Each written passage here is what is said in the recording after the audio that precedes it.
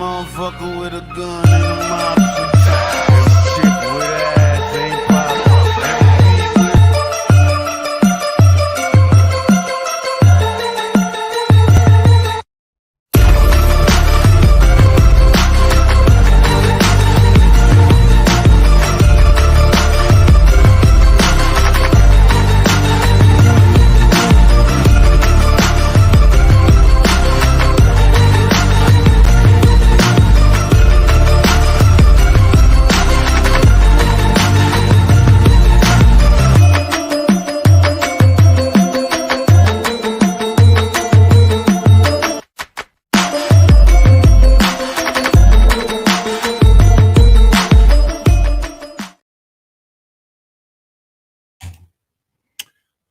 What's up, YouTube? It's me, the artisanmc, on the Sunday on-call edition. I am at the office on call this weekend, covering for a co-worker and still getting my life stuff done. So, like, share, subscribe, support the stream if you feel so inclined. Shout out to Malika Me Bain. Got the new profile picture, homie, looking like Minister Malika up there. Shout out to the cinephilic brother Malika Me Bain. Shout out to the number one wrench in the building, Architect. What's good, Techie? Saying geekelite assemble. Yes, sir. This is where the geeks should come to meet. Where else can I compete? I'm working on a rhyme, y'all. What up to the package man, No One out there? I think he's getting his deliveries in. What's good, No One? And shout out to I'm Listening. I see you, I'm Listening. Good morning to you. Shout out to my brothers in the UK, Ian and Nigel. What is it? It's 11 here, so it's 5 there or something like that. So they finishing their evening, their work festivities, listening on the live. Shout out to Aaron. What's good, Aaron Peters, coming through here. God damn, this mouse is still messing with me. What's good, artisanmc, brothers in the Geek Elite? Appreciate you, Aaron, for coming through. If you are in the building, you are the elite. I do appreciate that. Everybody is not saying. And shout out to Aaron, starting it off right on the super chat side with the big twomp twomp. He said the geek toll. I appreciate that, Aaron. I do. I really do. I mean, you can donate anywhere, but if you choose to donate to this content in this space, I do appreciate it very much because it is sorely needed. So, since he did that, there were a couple of brothers that got ahead of you, but you're the first one who donated on the super chat side. So, I will say I need 15 contributors or this motherfucker will go down. I'm not playing. I will shut this shit down and go back to work because at that rate, I'd be making more than sitting up here asking for donations. I'm doing this because I love it and it's part of me. If you enjoy it, you came through, support the channel, support the stream. You support bullshit, you can support something else too. That's not me judging you because I know we got to say that nowadays so people don't get all emotional. But it is what it is. No one said no deliveries today. Family time. That's good. Baby girl need to see you, man. Baby girl need to see you. God damn it. This thing is clicking everything but what I want it to click. It's like having a gun that go off late. Like, dude, I pulled the trigger 2 minutes ago. It's too late to go off now. All right. So to Aaron, appreciate you for donating the chat. I will give you the double that. Appreciate you. Money for the crowd, double that. Fat, double that. 100 on the sack, double that. Block like a ghost town, still double back. Next one goes out to Malika Me Bang. Came through on an early note on, I believe it was Thursday, Friday. Well, my brother come through like early. He just fly through. Said for Sunday's show on your left on Thursday. Appreciate you, Malika. He made sure he was getting his salute. Salute to you, sir. Appreciate you for always being faithful and supporting the stream. I will give you the Bedrock Booty Bounce, named by you, affectionately called the 3B Salute. Appreciate you, Mike.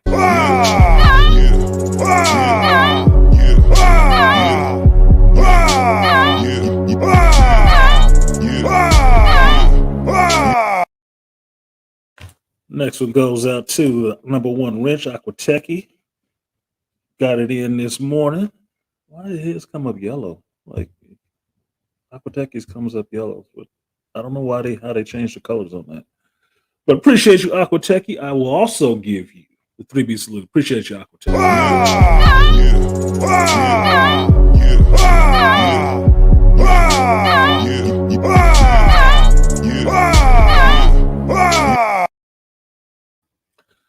Aquateki, another one of the usual suspects. And this person coming up here, we know what it is.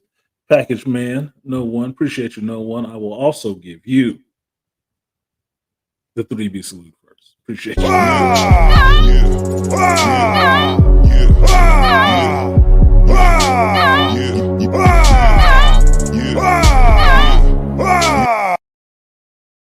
And because I like the way this brother does business, shout out to the no one once again. He said, from the depths of the crawl space, Maestro, please. I got something for you too. I will give you the guts and butts. Appreciate you. No. Double up. 3 or 4 times. I ain't telling no lies. Run it up. Never let a hard time on the was.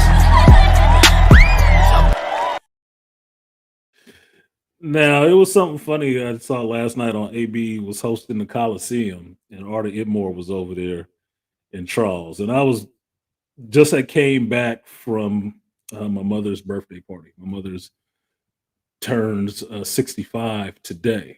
So I have no reason to believe she'd be watching my stream, but happy Mother's Day to happy birthday to my mother. So we all got together up in Sac and had a little birthday party for her at a nice restaurant, nice place in Old Sacramento, the Rio Cafe. It's nice on the waterfront in Sacramento. I hadn't been down there since they revitalized that whole area, but it was really cool. It was popping down there too. Had low riders and all kind of shit happening out there. And had a lot of time with my family. As you guys know, me and my mother have been funking. I haven't talked to my mother in almost a year because of some stuff she said on a conversation, and I was actually giving the red pill truth, or actually not even the red pill truth. I was giving her the truth of the situation of what it was, how I see it, and I assessed it. And she didn't agree with that. She didn't want to hear that shit. So she hung up the phone, and I didn't feel the need to actually continue a conversation. I don't need to be chasing, grown-ass women for an apology when they owe me one. I don't know you shit because I didn't do anything to you. So it was nothing more than realizing how an angry man talked brilliantly about this yesterday. If you didn't watch that stream yesterday, you fucking missed out because the replay will not do it justice. It will not do it justice. But how BW's love for black men is really different. How it's really different. It might not even be really love. Now he was talking about it in a romantic sense in some areas, but in a real sense, me and my mother have talked about this before, that it is her belief as a black woman, 60-something years old, that black women don't really like black men and don't. And she would know. So what our argument was about her exhibiting those behaviors because somebody came to her and told her something negative about me, her oldest son, her firstborn son. And she never questioned it. She never asked me about it. She never did any of that shit. She just rolled with it. And still fuck with that person. That person was at the party yesterday. So I called her on that, and I wasn't mad about it. I just recognized, look, you never even questioned that shit when something came up about me. And you do me a disservice by doing that. She didn't want to hear that shit. The reason she didn't want to hear it because it calls her into question that she may have done something ill, ill to me, inappropriate. And one thing we all know, if we have black mothers, is that accountability and blame or anything like that, or an apology, is some shit that you ain't never about to hear. Never. They can never admit that. That's the height of ego, is that never admitting that you're wrong or did wrong to somebody else. Can't do it. Can't do it. So we hadn't been talking for a while. And she reached out to me a couple of times. And look, if you want to believe this is the person who raised me, I'm as stubborn as she is. I'm just younger. And I was not in the wrong. So what the fuck am I apologizing for? I told you guys this the other day, that sometimes the longer you take the high road, the further you get away from people. That's what happens. And then they curse you for being away from them. Can't win for losing. Can't be in the mud wrestling with them and because they can't win. And then you can't take the high road and be above it because they think, oh, you think you're better than me. Never said anything of the such. You don't see me dropping shit on your head.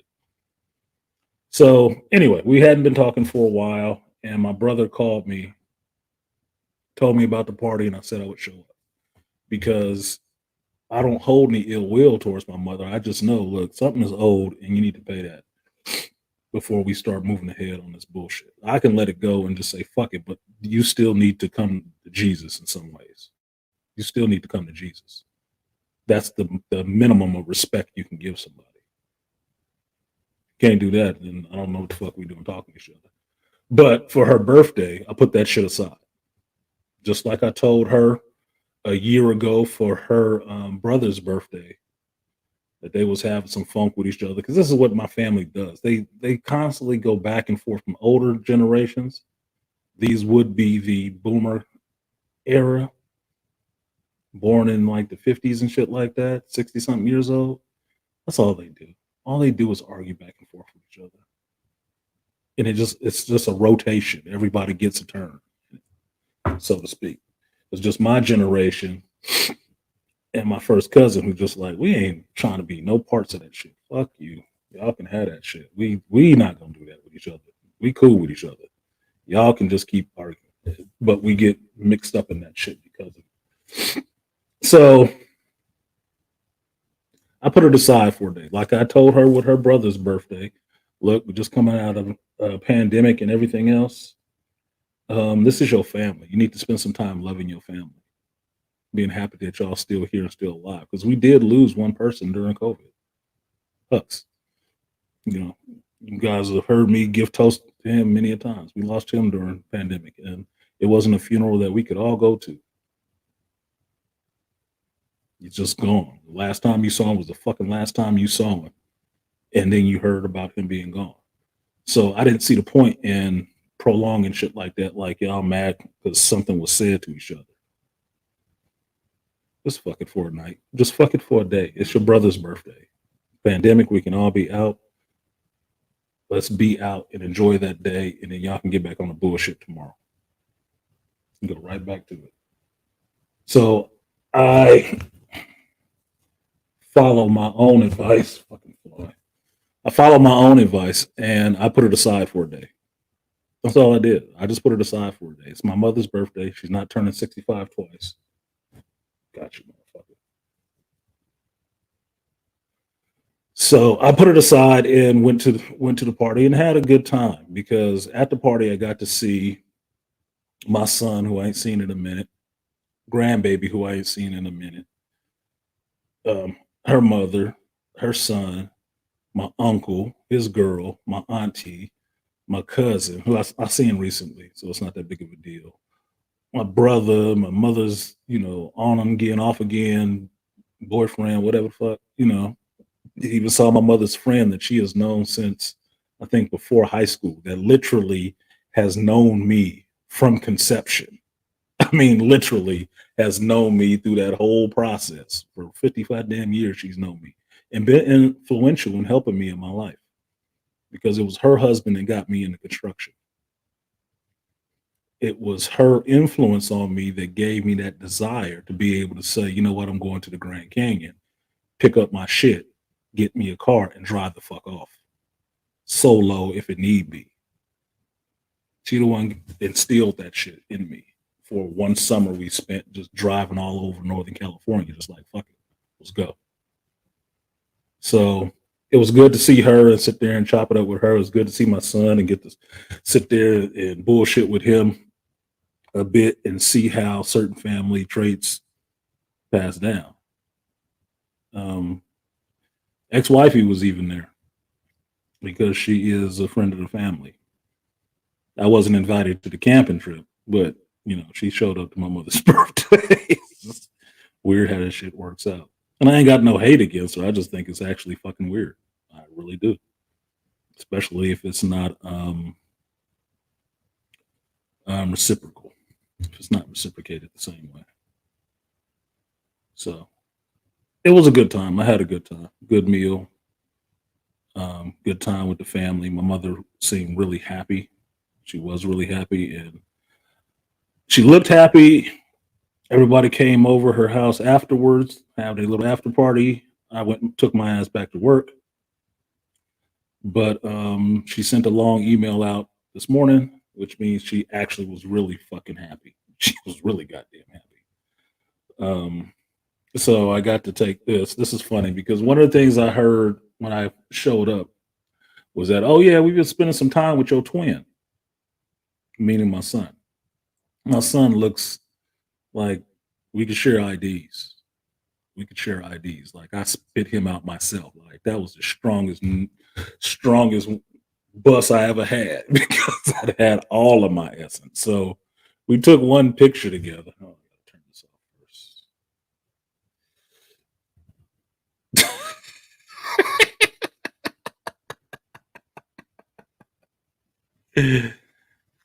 So it's funny because I shaved right before I went to that thing. My son didn't shave. So I showed up looking at his shit like, oh, looking kind of rough there, boy. Looking kind of rough, son. He said, yeah, I got to do something about it. I said, rough, that's the word for it? I said, yes, that's the word for it because that's exactly why I shaved before I got here. But that's my boy. That's my ace. That's the number one son, the first seed. And he was good. It was good sitting there getting to chat with him and talk because our schedules are so fucking different. Our schedules are completely different.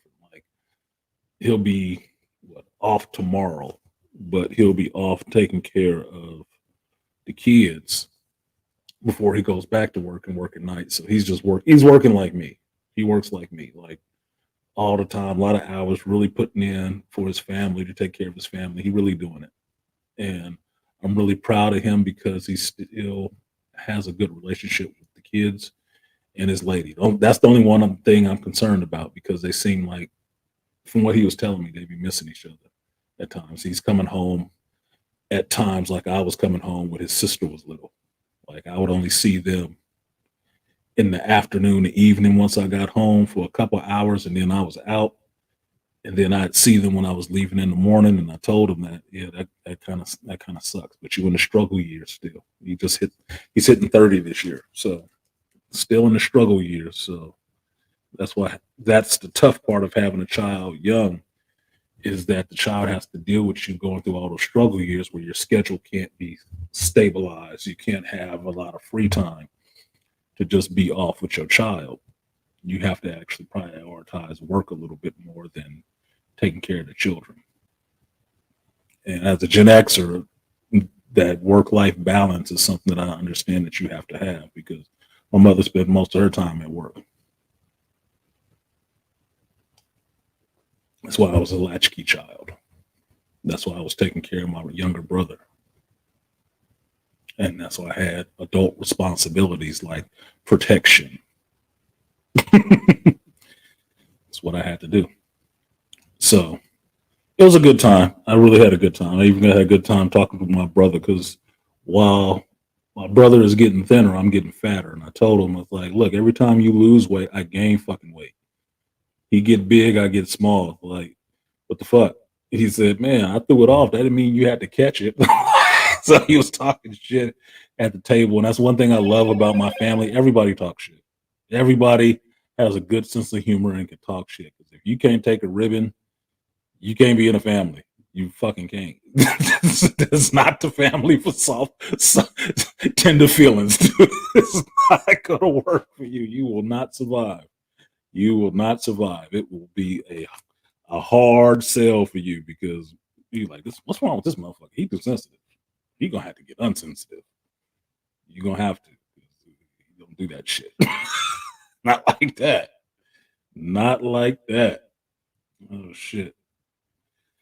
What up, F Holiday? I see F Holiday in the building. If you're talking about the AM stream, yes, that stream was top 10 fire. That's probably one of his, to me, I would say top 5 streams. That's probably one of the top 5 streams he's done. Like since I've been watching him, which was what, 2014 or something like that. Nigga, that's since the car. Since the old school car days. That shit was lit. Yeah, I was a good at stream. And I was sending him an email about something else, and I put at the beginning of that email was absolutely, fire stream, but then I deleted the email so he don't get that congratulations. So I tell him now.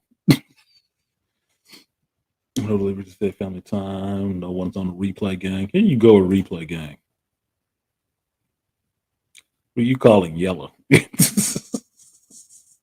Your icon on Cash App comes up as yellow, and I don't know why. Because it like alternates. I think it's based on Google or some shit. I'd show y'all a picture of my brother and me together, but according to my brother, if I show his picture online, I will catch a copyright strike on my video. That he will be talking to YouTube to copyright strike me because he didn't approve of his use of his likeness. This nigga. Oh man, love my brother. I do have a younger brother. I do love the hell out of him. We are almost completely different fathers, same mother, grew up in the same house together, and yeah, love that cat. He is his own person. He is definitely his own person. No denying it. And when you look at us together, you can see family resemblances, but he is his own person. Most people don't even know half the damn time. Like, that's your brother? That nigga be out there. Yeah, I know, nigga. Yeah, I know. Yeah. Or I'm square. You be out there like, that's your brother? It's your older brother? That nigga square. You know why? Because I had to protect my little brother who actually went out there in the streets. So it is what it is. Thank you, Malika, for saying happy birthday to my mom. Yeah, happy birthday to her. She's not a Mick. She's not a Mick. Like, common misconception with artisan MC is that it's artisan Mick, not actually MC. It's just how BGS pronounced it. I just roll with it. Fine, whatever the fuck. But I am a Mick, and my mother is not a Mick. She was never married to my father. My father is a Mick. My sister is a Mick, because I do have a younger sister too. But my mother is not a Mick. She'll be not as in bitch, but as in B. She still has her maiden name, my grandfather's maiden name. So never been married, so she'll probably take issue with being called a Mick. Go there, bro. BTM has changed up her name again. Tell Toya what? Tell Toya she need to be bending over that desk again. I saw that picture again recently too. Yeah. You wearing that dress again anytime soon? We just need to know. Inquiring minds.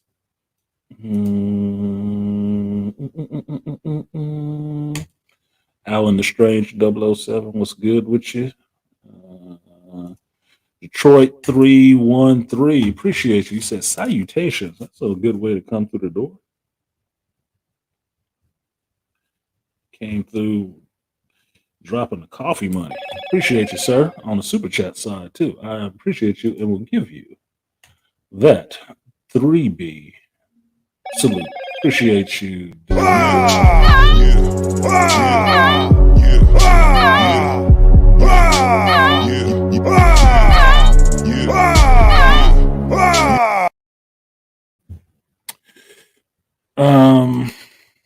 What else do I want to say on that?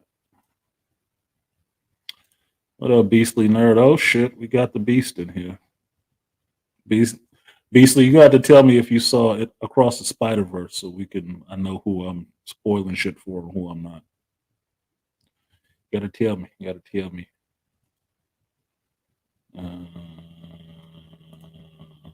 Like I said, Artisan, that delusional female AM show was a pain in the ass. Yeah, that Jasmine chick. Yeah, fuck her, dude. That chick was capping. She was Capadonna, motherfucker. Capamungus. Look, my psyche eval on her ass, just studying. She is a single mother of a 3-year-old.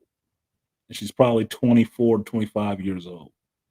Because she was having too much emotional stake in the shit she was talking about and kept making a slip up of talking about her child. She was on there lying. And the other thing that makes me think she was on there capping was the fact that she had a fucking counsel in the background when she first started. Somebody telling her what to say. I'll look that up. You don't know what the fuck experience means? How fucking stupid are you? Really? You mean you've gotten through high school when you don't know what the word experience means? You got to look it up to define it? It was too much, way too much projection, deflection, and utter killer of erection going on. Like, you got some personal stake in this. You might as well just own it and stop bullshitting. That shit was driving me crazy. And I don't usually sit in the chat and just be talking shit about folks. But she was working my nerves. Her and the brothers that kept getting up there wanting to have a side conversation with AM just to prove that they was fucking smart. Your points was off. You were derailers. I hate fucking derailers.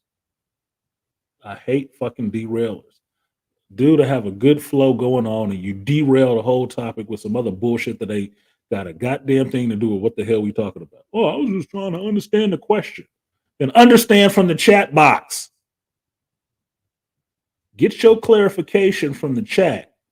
And then when you got a good idea of what's going on, then jump your ass up on the live. Then come on the panel. But don't get up there and have everybody have to get you up to speed. What the fuck is going on? Stupid asses. 1 second. I got to answer this call. Go ahead, Kyle.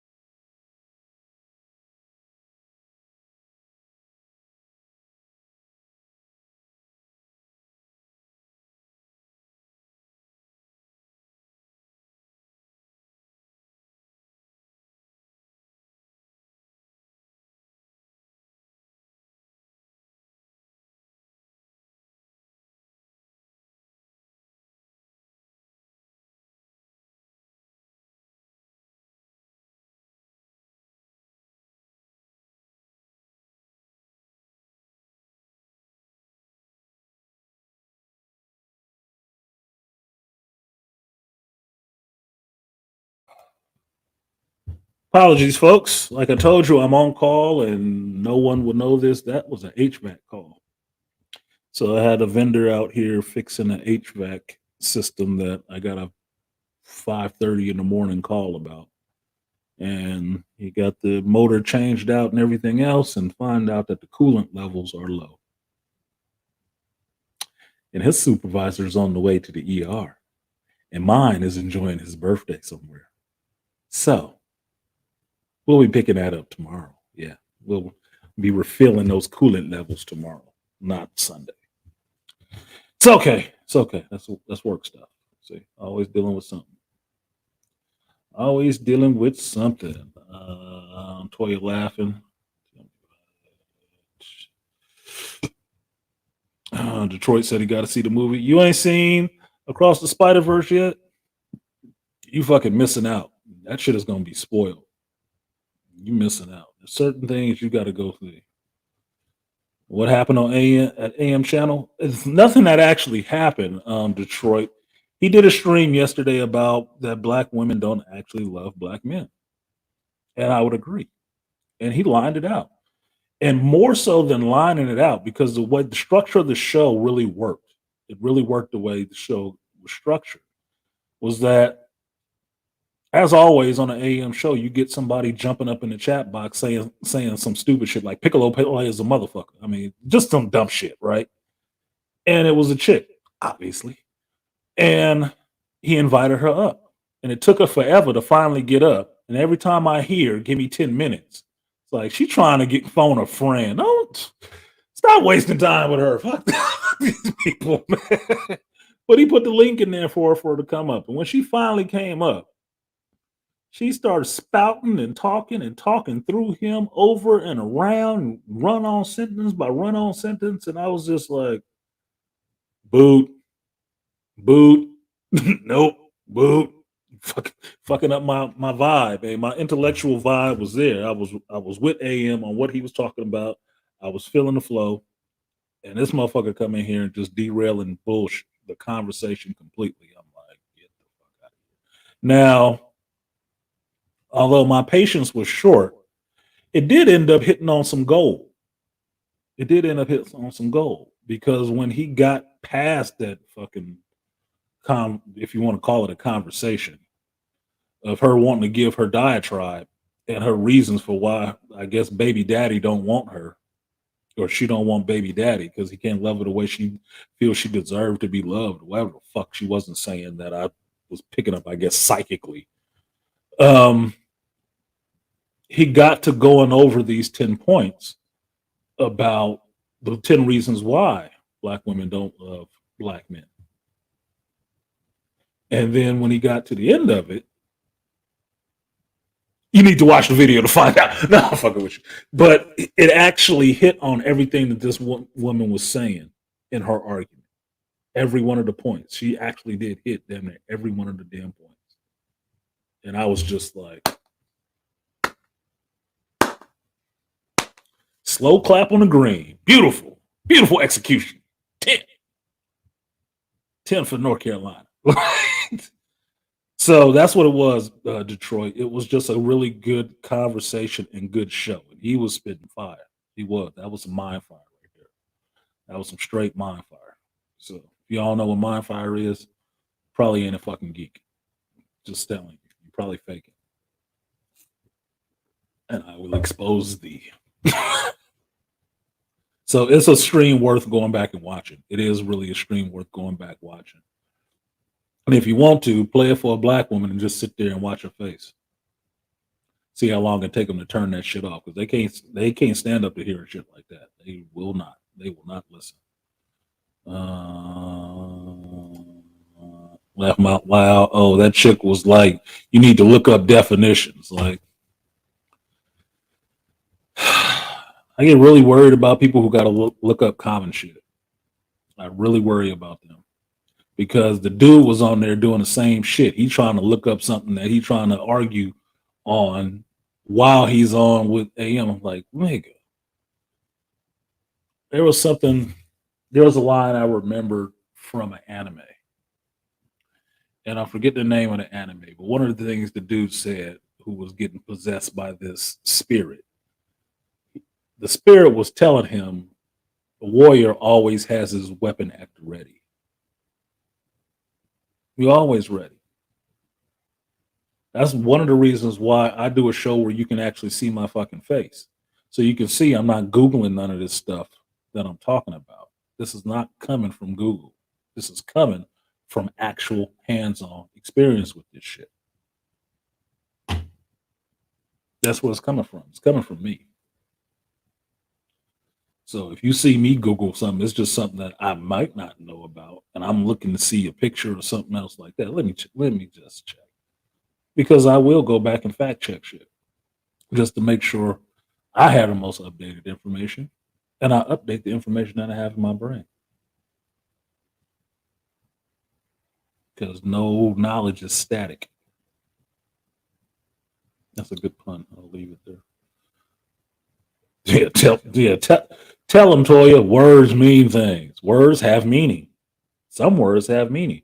And what I find and it's not all of y'all. It's not all of you. Just understand that. I say this often. It's not all of you. But a lot of you millennials don't understand the meanings of words. You have through the looking glass definitions of the same fucking word.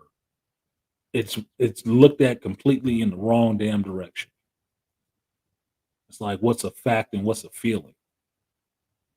You arguing with somebody on their fucking feelings because they think it's a fact. I'm like, no, your feelings ain't fucking fact. And just for the record, you don't have to earn love. You ain't gonna earn that shit. If you'd had a child, if we take her at her word and saying she didn't have a child, even though she kept slipping up and saying, my child, that ain't a mistake that people make. But be that as it may, if you actually had a child, you would understand that concept very clearly. Love for another person is not dependent on that person. It's all about you and what's going on internally with you, that you feel some kind of love for that other person. They ain't have to earn that shit. They just got it. Why?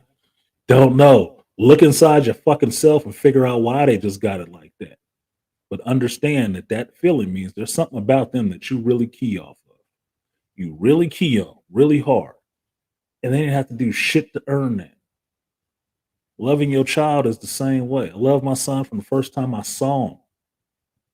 Cut out his mama's belly, brought to me so I can give him his first bath. And look like, damn, this nigga got a long little dick. That's my boy. Pride of the family. No, but I'm serious. On a serious note, giving him his first bath. Look at him, unfocusing eyes and shit like that, and just holding him in my hands and washing him and shit. Fell in love with that boy. That's why to this day, my son gonna turn 30 years old this year. I kissed that boy on his head when I hugged him goodbye yesterday. Told him I'm always gonna give you a kiss. I ain't gonna be kissing you on your lips and shit like that. But nigga, I made this head. This is my favorite nut right here. And I do. Loved him. He never had to do shit for that as a baby.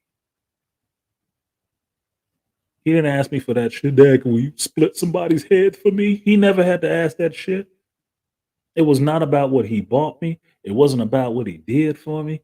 He didn't do shit but sit there and look and shit in his diaper. Love that boy. Can't change it. And it wasn't until then I understood what actual fucking love was. Then I understood the nuances in love. And not so much the different types of love, which is just an explanation of a feeling, of just philosophers trying to explain a feeling to other people and give us some context so some other people can understand it. For me, I understand that there's levels and degrees to that shit. My son, I might love enough to kill somebody over. Lady or some chick I've been involved with, I might love them enough not to see them get hurt. But I ain't killing nobody for them. Not the same. Not the same kind of love. But it's 2 degrees. It's 2 degrees. And that love for my child, nigga, that's on 100. That's on 100. No bullshit. That's, I know it for a fact. That's on 100. Because I have loved people, but it's been to degrees. And anybody who's ever been through any kind of serious relationships, marriage or whatever, and then came out of it and had relationships, you'll understand where you were when you were married to somebody in love, dependent or whatever. It's different from where you were with the next person, with the next person, with the next person. It's different levels. It's different levels to the shit because everybody don't hit you on all cylinders like that. They just don't. Just don't. So it ain't all the same love. No, it's not. So yes, words have meaning. Words hurt feelings. I remember Detroit. I got into it with a chick, and I got into a whole situation proving that words do have meaning, and really learned how to speak words to arouse and get a woman to a point of actually having a climax just from words. Just from words. Not even having to be there in her fucking presence. Actually understanding how to crawl up in a woman's mind and actually unlock that little secret door that they keep closed up and have that outpouring of those feelings and emotions and shit like that.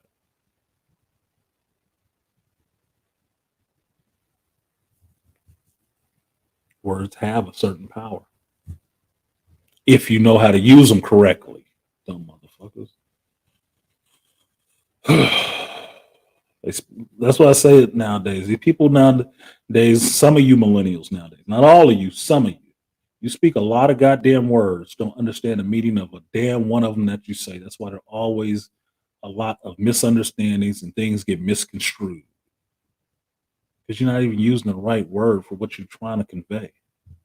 And the words you're using, it's like sticking a U into the spot of an N. It'll fit. No, it won't, motherfucker. Look. You got the wrong word there. Yeah, it's words, but that ain't gonna fit. I suggest y'all try playing Scrabble so you understand that.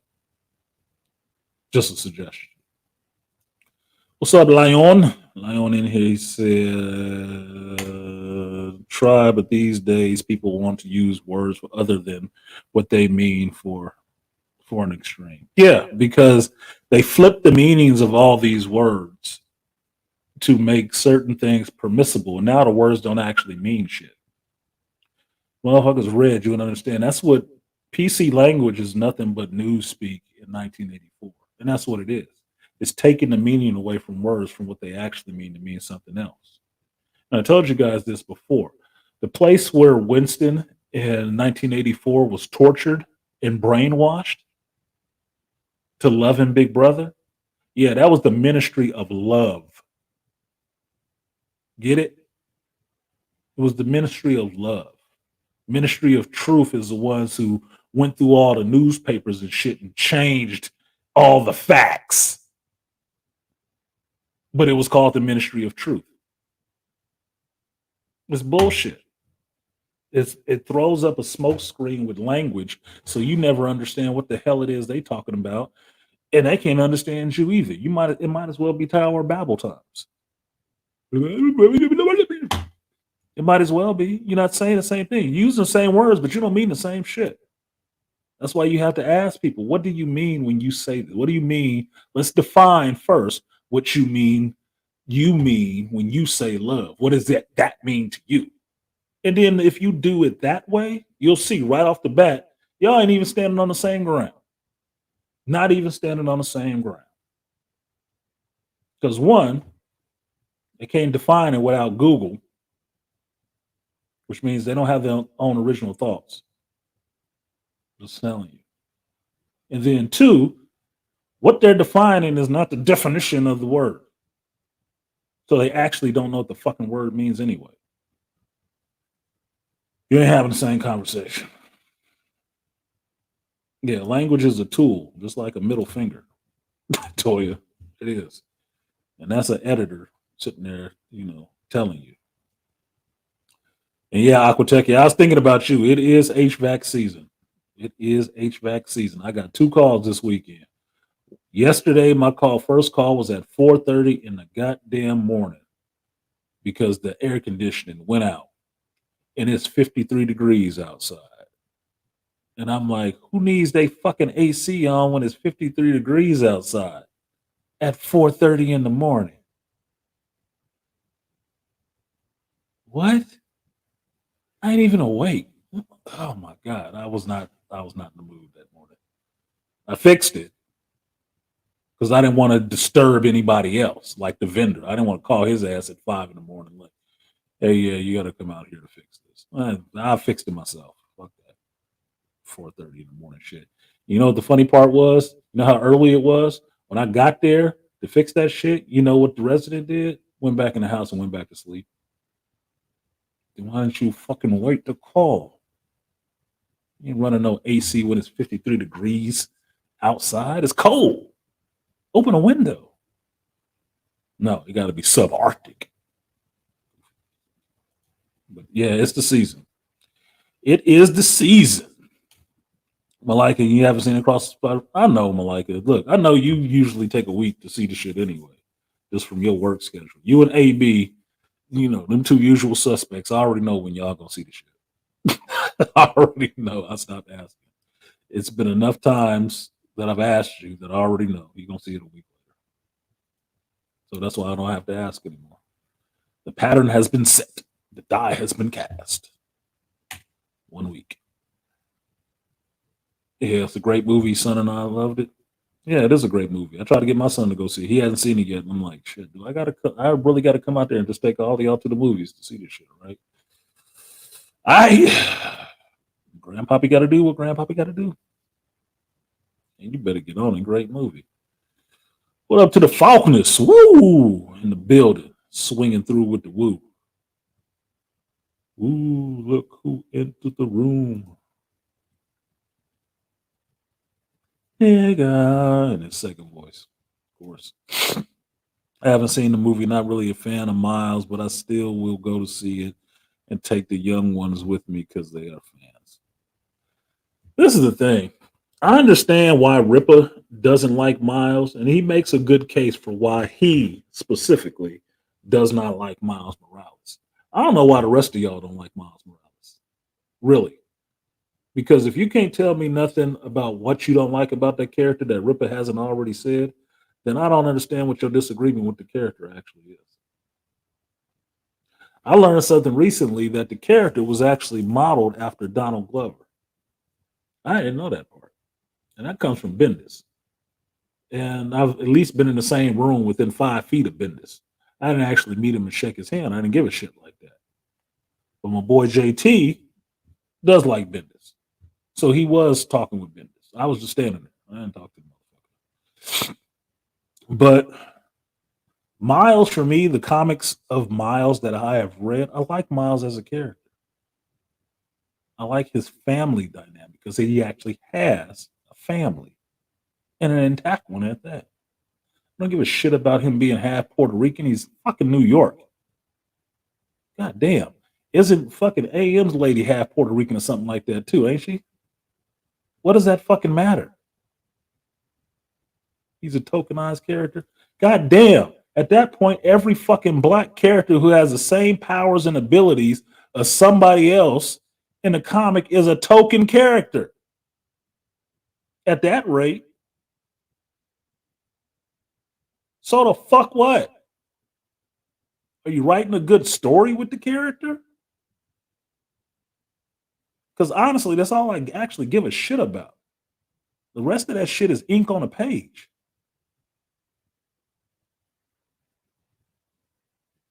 I don't care about the political ideas surrounding the character and shit. Yeah, I know them, but this is what I've told you guys about this shit before.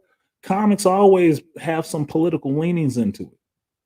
If it didn't, you never would have got the fucking X-Men. You never would have. Did anybody say Storm was a tokenized character? Well, they just put her in there to be a black woman. They only put Kirk in there to be a German. They only put Colossus in there to represent the Russians. Come on, man.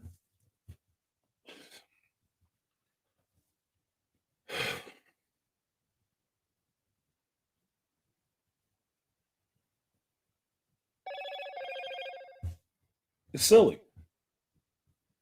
Miles for me is a fine character, and I like seeing Miles in comics with Peter. And the interaction between Miles, Miguel, and Peter, and if you want to throw it in there, throw Ben Riley in there too. I really actually like. I really do. Because Miles in the regular continuity in 616 continuity, having Peter Parker as a mentor is cool for me. Because now I got both of them. That Ultimate Spider-Man run really took off when Miles got introduced. Really did. And the people I know who love that shit the most is white boy millennials. Love the fuck out of Miles. More than Peter Parker. Y'all remember Ford telling you on this stream, on this platform, I should say, telling you that he want Peter to die so he can get Miles Morales in the MCU. He don't give a fuck about Peter like that. He likes Peter Parker. Yeah, he does. But he likes Miles a hell of a lot more. Because Miles got different powers. Yeah, he can stick to walls. You know what? So can Spider-Woman, but they ain't the same fucking character. And that one was legit made just to put a woman out there so nobody else could use the Spider-Woman name. But Spider-Woman, in her own right, is a good character. And not even attached really to Peter Parker.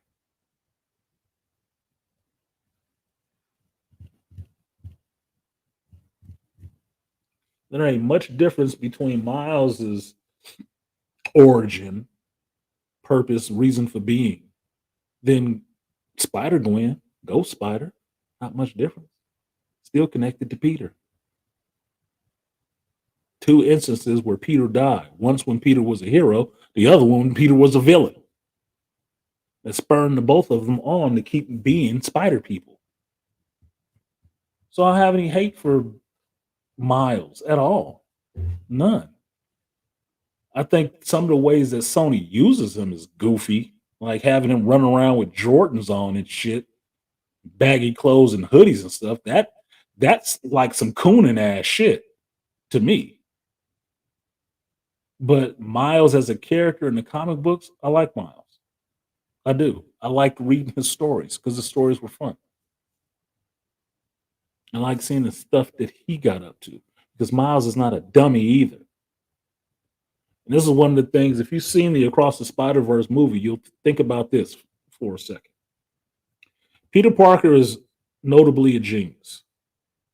Doesn't seem like it all the time, but Peter Parker is kind of a genius, right? Created his own web fluid, all that shit, right? Miguel O'Hara is a genius. Worked at Alchemex. He's a scientist. Got his powers, which somebody fucked up. I don't know how they fucked this up. They obviously didn't read Spider-Man 2099, but got his powers from an experiment he was doing for Alchemex. Gave him spider genes and shit. Okay? He actually has powers. It's not technology based. No. His powers are in him. That's where you got the whole advent of organic webbing. A Spider-Man with actual fangs,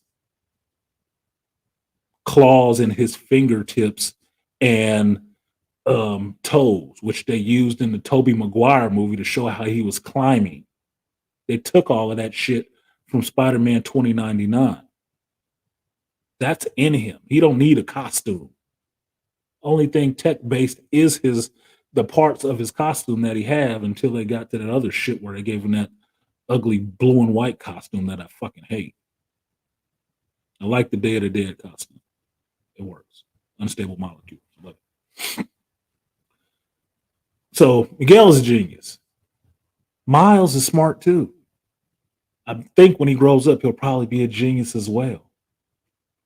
The rest of them spider people, dumbasses. Just people with spider powers. That's it. That's all they are. Just people with spider abilities. Not smart, Not super smart, not inventing anything, not creating a bunch of shit. No. Just people with spider abilities. Okay, so you got bit, big fucking deal. I guess it could happen to anybody. So, of those three, why would I have an issue with Miles? Because he black? That sounds like the most ridiculous thing ever. Why the fuck would I just have to hate the black character? I mean, I don't like Triathlon, but I don't like Triathlon because he's a weak ass character. He's just a weak character. If I mentioned the Rocket Racer, y'all wouldn't even know who the fuck I was talking about. But if you put the Rocket Racer up there as a black dude riding a skateboard into a fight, you say that's fucking retarded. But if you saw Night Thrash, you say, yeah, but I like his ass. He cool. Really? Okay. Okay. Obviously don't read comics. And Night Thrasher is cool, but he did used to ride a skateboard in the battle. I rode a skateboard. Gravel is not your friend. It is not your friend. Especially baby girl. Especially baby girl. She's a Spider-Man fan along with the princess. Yeah, they should be. It's cool. There's something in there for the little girls too. You can get in the Spider Gwen, even though if people get hung up on the phenotypes of fucking characters like that, Spider Gwen is a pretty good character. I really like the intro in the beginning because they introduced the Mary Janes, and Gwen is sitting there rocking out on the drums, and that song is killer. That fucking intro song is killer, dude. I love that shit. She's just jamming out. And the motherfucker's like, hey, Gwen, what the fuck, bitch? What you doing? And it's the Mary Janes. If you've read the Spider Gwen books, which I have, that's her band. That's the band she plays in with Mary Jane Watson in her dimension. It's funny like that. And it's cool. It's a lot of good, callbacks in her dimension. And it always looked pretty good color-wise because it looked like how they did it in the movie. So, but it's a lot of female spider characters. The one that I'm waiting to see actually shows up that they didn't show, which I would really love to see if they go with that team, is Barton's daughter. What's her name? Something Barton. She came out of the Old Man Logan series. She was Spider-Man's granddaughter and some shit. But Hawkeye was also like her grandfather or some shit. It was she was something else, dude. She was something else. Dark-skinned sister too. She was about that work. She was about that work. She was about that work. Ugh, she was a problem. But cool character. She was Gen Z if she was in her early 20s. Was she Gen Z? She's in her early 20s. That's my daughter. She's in that group. I got a millennial and a Gen Z. Yeah, she would be in her group. The Gen Z group. The Zoomers. The Zoomies. I don't know how they can call them Zoomers. There ain't a lot of them motherfuckers. They're just stupid as shit. And the meaning, you don't understand the words coming out of my mouth. Yes, exactly. Exactly, Aquatech. That Winter Soldier Code book. Yeah. Broken, rusted, failing. I'm listening. Pookie Truth. I don't call him. I told y'all I'm not calling his ass Pookie. But Truth, I was up in Sacramento yesterday. I was thinking about his ass too. I was wishing I had his fucking phone number. Tell his ass to come down there. Where you at, Truth? Bring your ass through. I'm on the waterfront. On the waterfront. Come through. Lanky ass. Oh, my favorite question to ask. What do you mean? Yeah, what do you mean? My favorite question to ask, Malika, can you explain that? What's that Denzel line? Explain it like I'm a 3-year-old. Because if you can't break it down simply, you don't fucking understand it anyway. So we'll just start and end the conversation right there. 1984 Newspeak has nothing on millennials and Z's. No, it doesn't. It doesn't really. It doesn't. Like, we're gonna have to dig up Orwell so we can get some new notes and write 1984 Part 2. Read my last two comments. Are you asking or telling me? Officer of the goddamn law, sergeant. I said a woo. I saw a woo. That's all I saw. That's all I saw, Charles. I only saw a woo. Read your last two comments. And nigga in the Sega voice. Yeah. I did those, so we good. Easter eggs are fire. Easter eggs are fire in this one. Miles Morales is half black, half Puerto Rican, so he's just a Negro who can't swim. Wrong as shit. Wrong as shit. I don't see what the problem is. But look, I ain't got no hate for Puerto Ricans at all. Really.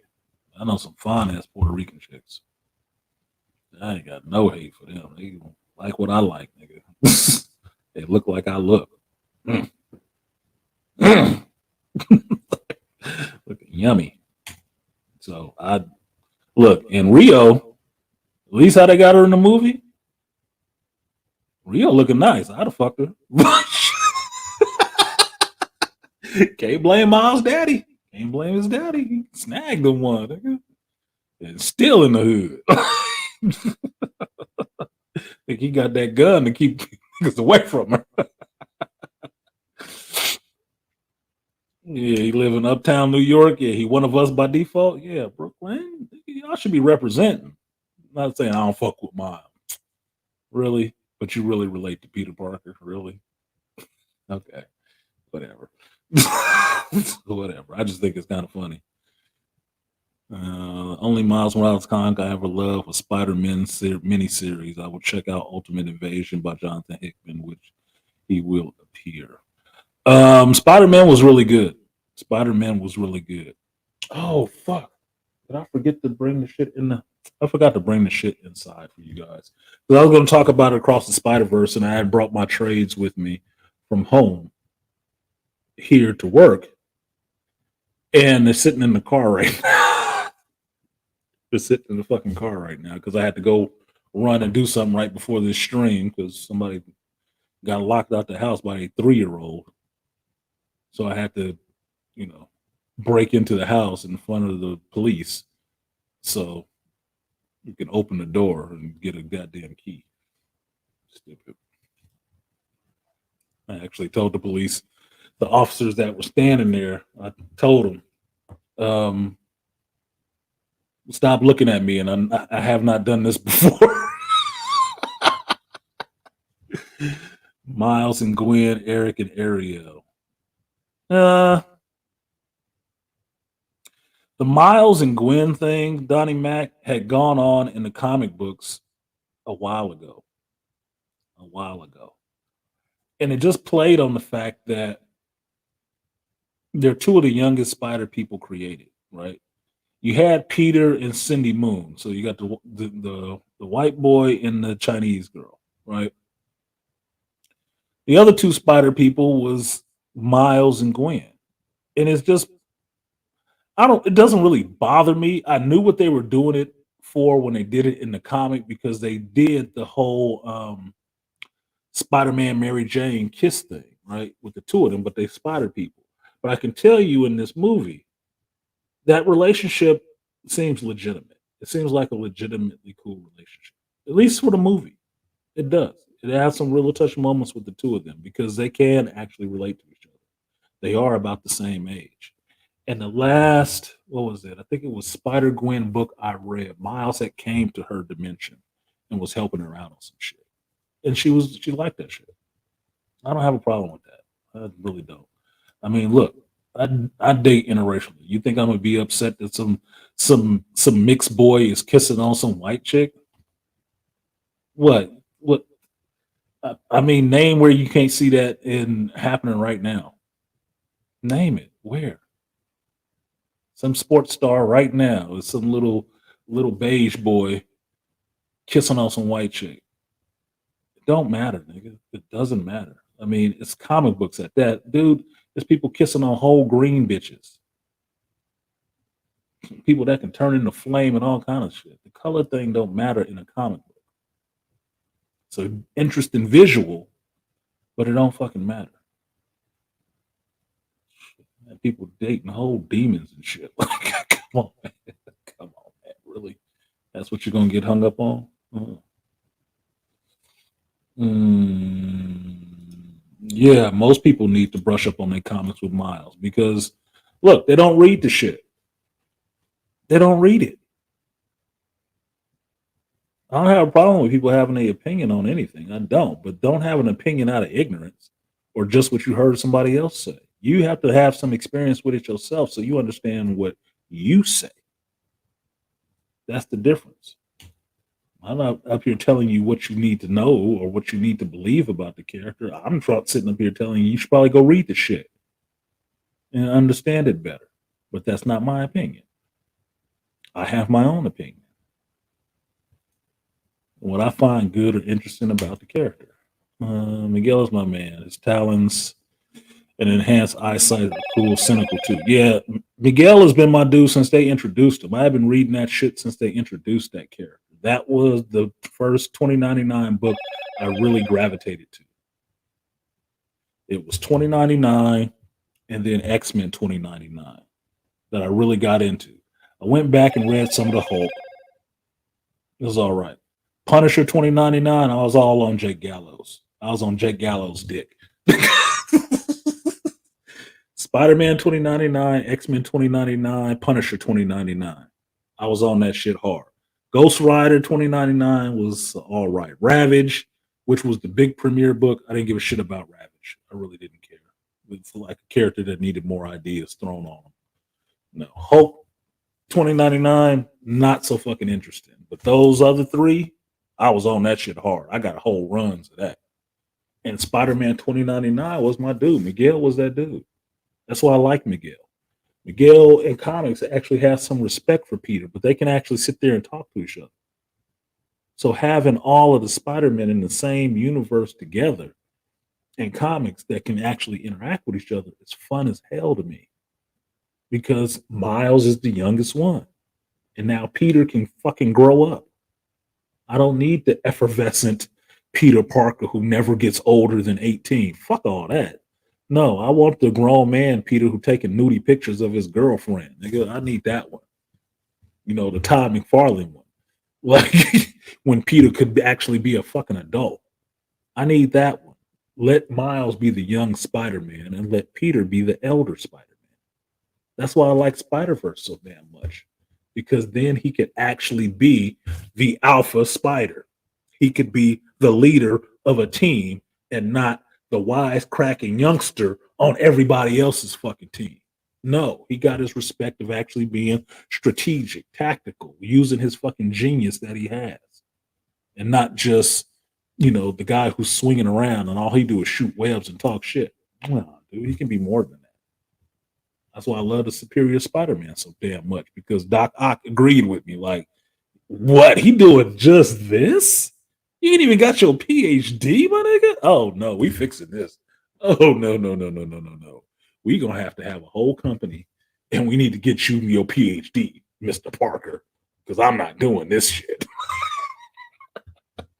Doc Ock wasn't settling for that. No, sir. We got to have a whole company. Peter got his body back. Like, the fuck did this motherfucker do? Huh? I ain't ready to be a CEO. Too bad. You CEO now. Spider Inc. Parker Inc. So, yes, brush up on your Miles. You should always brush up on these characters. Since y'all don't actually have all the comic books and stuff, you will probably have to use Google. But I would suggest you support your local comic book store and go through their back issues like you would go through record crates and find these old issues if you can and then read them yourself. I know you can read comics online, but I always support comic book stores. That's why I was putting a picture up of my old comic book store because it's June. That makes it a year since I closed my shop.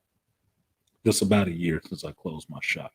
And that's why I played that song, Deaf to My Accomplishments, because you could see it as a failure because it's closed, but it was an accomplishment. Did on my own business. And it was a comic shop. That was a geek dream, nigga. And it wasn't a dream, it was real, it was tangible. I did it. Which means I know I can do that shit again. So, deaf to my accomplishments. But yeah, really like Miguel. Always like Miguel. He sit right up there with Parker to me, but I got a little bit more love for Miguel, just for his attitude, because Miguel is not a nice dude. He ain't nice. Miguel is hard to fucking deal with. Even his family is hard to deal with. See his brother, like, Miguel's an asshole. That's the Spider-Man that'll get pissed off. If you put Miguel O'Hara and Kane in the same room together, them motherfuckers will end up in a fight in no time. Because Kane ain't got no chill. He got a temper. Miguel got a temper too. Miguel's temper is with stupidity. So he get real saucy real quick. What up, BGS? Master teacher came through. My daughter and my grandson want to take me to see it. And you didn't let them? Gotta go see this shit, Grandpappy. Sit your ass in a movie with them. I was gonna tell you when I saw it Thursday night, take your grandson to see this quick. But then I remember you got a couple grandsons, so you're gonna have to, parse up your time or get everybody posseed up together to go see this. It'll be a good movie for the family. The family can watch this and enjoy it. That's why no one or Techie was up there talking about their daughter wanted to see it. Yeah, your daughter would probably still like it. There's enough in there for girls and boys and adults, all the same.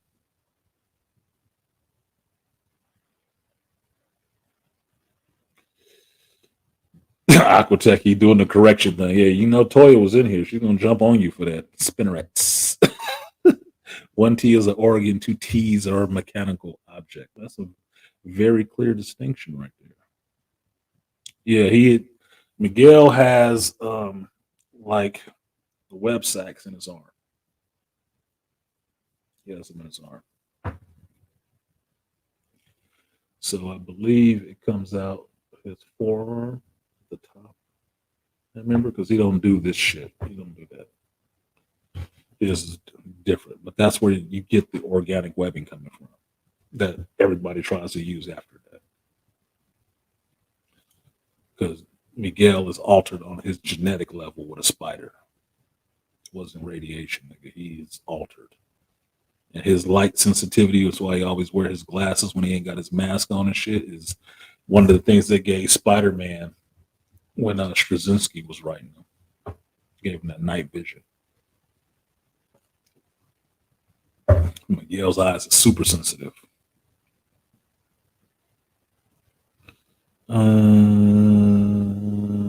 Eon. Let's go to Eon. What up, Ray? See Ray up in here. What's good to the Hama Force? La Borinica. La Burkina. And Puerto Rico superhero chick for you. Where is she from? I don't know that character. It happens. But I would like to get versed. I was just about to look at this video talking about Cyborg Spider-Man. Yeah, Variant has one up about Cyborg Spider-Man. Eris, like Eris. So they do in a history of Cyborg Spider-Man, breaking them down. Not really interested in Cyborg Spider-Man because to me it's like a ripoff of Cyborg Superman. Why do I care? Only color that matters in comics is CYMK.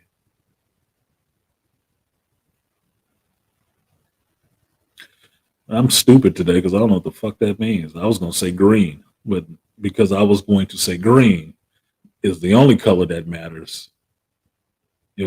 Abbreviation is throwing me the fuck off. I can't even think of what it is. Any thoughts on the Hellfire Gala fits? Some of them are cool. My buddy Dave Nakayama is doing those covers for the Hellfire Gala. Some of them look interesting. Some of them just look stupid. I still think of a gala as a chick event, so I'm not that into it. But I do like variant costumes. I do like variant costumes, especially on X-Men characters, because X-Men changed their costumes so goddamn much.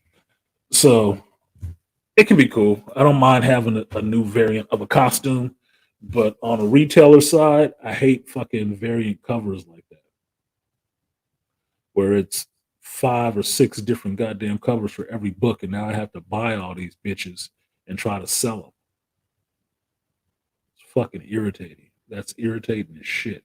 It makes a budget of $500 on one publisher go up to $1,000 because now I got to cover buying all these goddamn variant covers. And sometimes they're not even one for ones, which means every time you buy one regular cover, you can get one variant cover. Oh no. Sometimes they one for 10, one for 25, one for 50. It's like, why the fuck would I buy 50 of this book? It's not even sure it's going to be good. And now I got to buy so many of these books to get so many of these variant covers. Oh, fuck you. I just need 2 of them. Now I got 10 extra of these regular covers, and I don't even know if the book is going to be any good.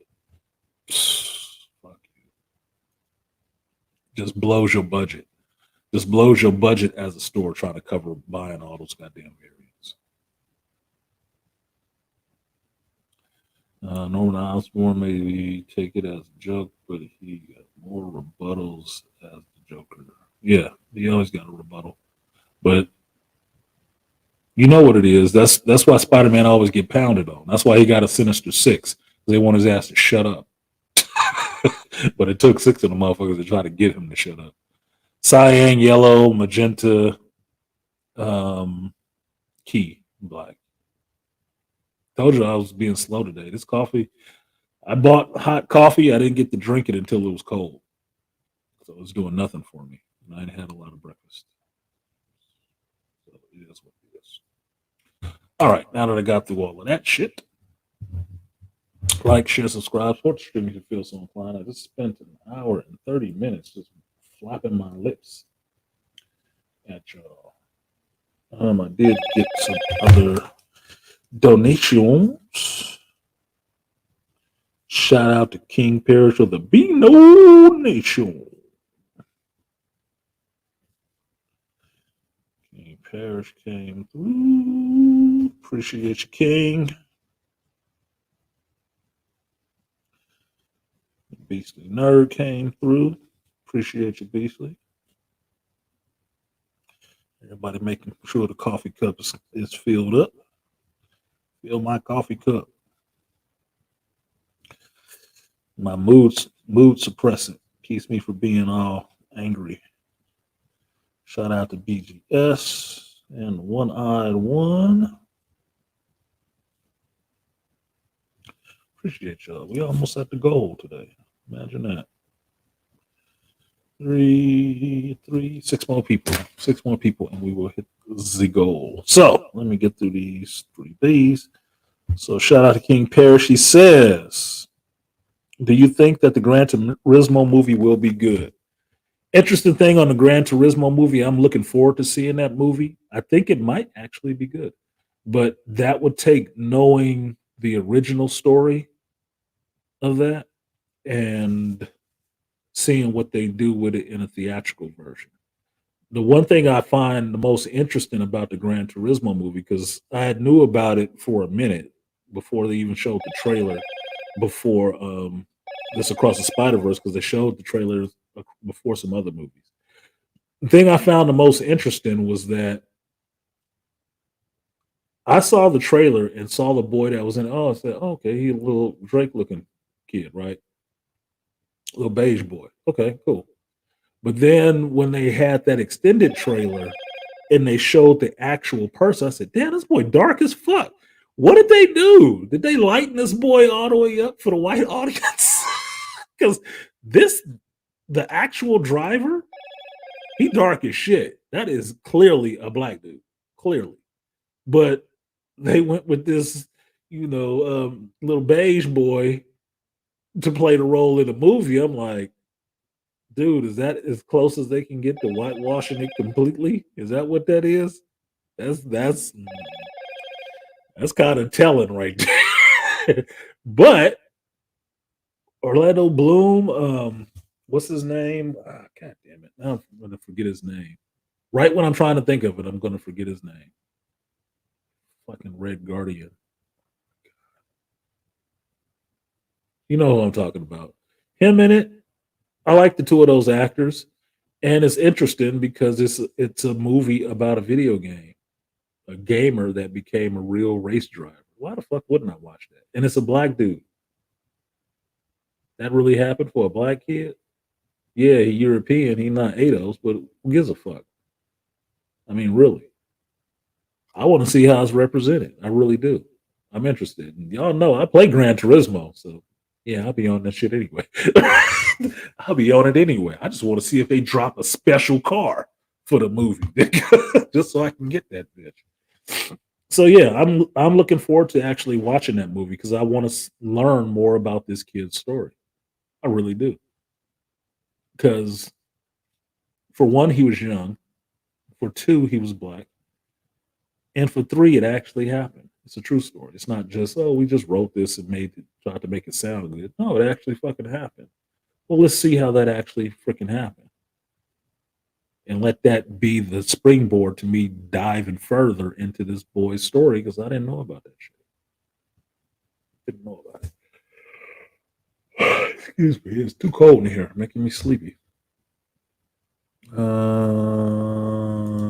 I didn't know the Gran Turismo. Well, yeah, the backstory. Gran Turismo, the game, doesn't have that backstory. The Gran Turismo movie is the story of that race car driver who was a gamer on Gran Turismo and got the opportunity to drive real race cars from playing Gran Turismo, from playing a video game really well. Imagine that. Real driving simulator. It lives up to the title, doesn't it? Charles said, I'm going to reprise my role as Miles Morales in the MCU. Nigga, you going to reprise your role as the Black Venom in a Miles Morales movie. What are you talking about? You goddamn too big to be Miles Morales. Look, if Miles Morales looked like you, he wouldn't be getting bullied. He wouldn't be dealing with none of the shit he's dealing with. They wouldn't even be talking to him about, you can't go away to college. Let this motherfucker go somewhere so everybody can be safe on these streets. So yeah, I'm looking forward to seeing the Miles Morales, or not Miles Morales, the Gran Turismo movie. I will look forward to seeing that. I'm also still looking forward to seeing Oppenheimer because I did watch Tenet 2 times Friday. I watched Tenet 2 more times Friday, so I think I rounded it out when I've seen that movie like 5 times, 5 or 6 times, just because. So shout out to King Parrish who asked about the Gran Turismo movie. I will give you the 3B salute. Appreciate you, King.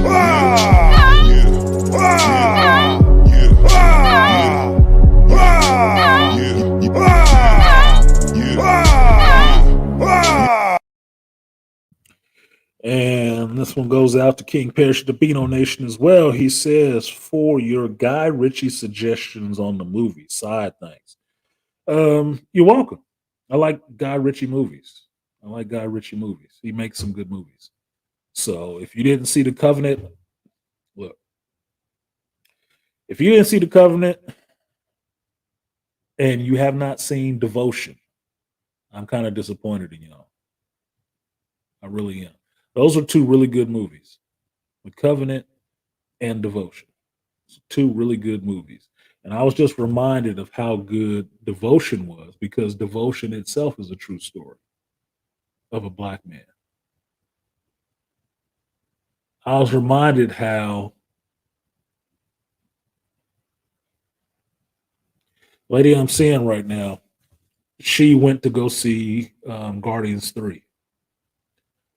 And I talked to her. She was telling me how she was crying in the movie theater. So I said, "Oh, that Adam that CGI raccoon got your ass." She was crying, right?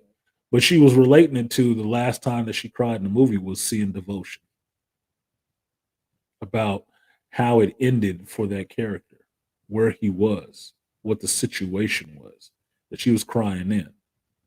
I said, "Yeah, I remember that shit. That was weird." Because I don't cry that easy, right? But she was feeling it. Now, if, and this sounds like an endorsement for the Guardians more than a devotion, but if a real life story could make a person cry in a theater,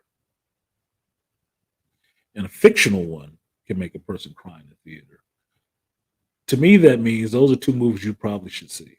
It has a lot more deeper stuff going on than just, oh, it was just this actor in this movie or whatever. Any true story about black folks and you black, you probably should go see the shit. It probably shouldn't be one of those things you're thinking about seeing, because you ain't thinking about seeing some of this other goofy shit that ain't got black folks in it at all. Might not even have black folks in it depicted well if they are. I see it as a duty to go see some of those movies. And this was a true story about a real guy, real black man, directed and filmed by a black man, whose father does exactly what this guy did, who is the legacy of what this man did. Should pay that a little bit of respect and go see it when it was in the movie theater. It's out on streaming services and shit like that now, because of all this Jonathan Majors flap. You might find it a little hard to find, but you should still watch the goddamn movie. That's just me. You should still watch it. Saying you support is all well and good, but the action of supporting means a lot more.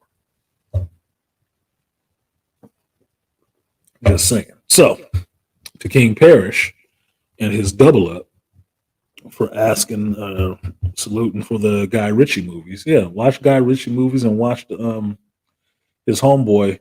They used to do movies together and they did movies separate. Matthew, I want to keep wanting to say Matthew Vaughn. God damn it. I hate getting old.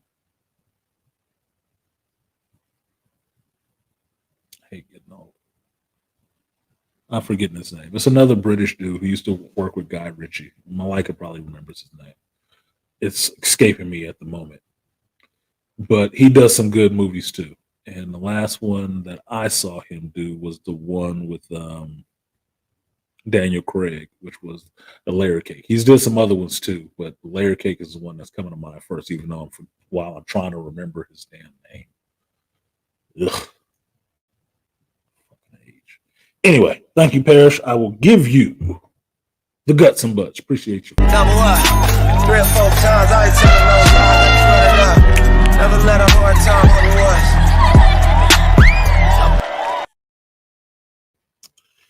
Shout out to the Beastly Nerd, dropping a little something in the coffee cup. There was no message because he's the Beastly Nerd, so I will give him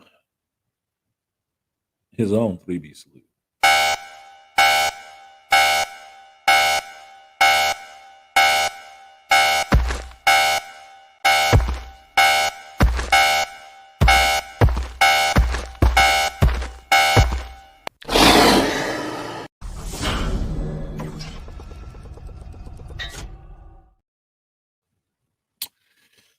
And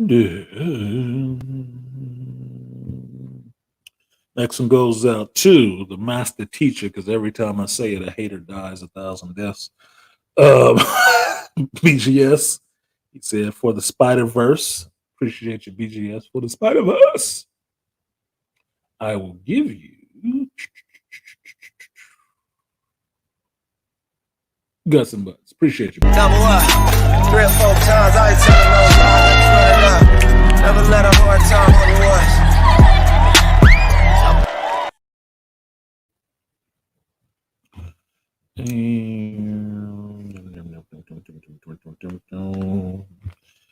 And to the one I won, no message, but lucky number 11, another good movie to watch.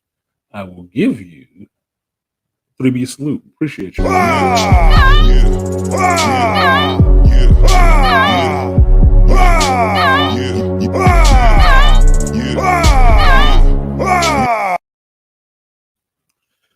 The next one goes out to Ian Williams from across the pond.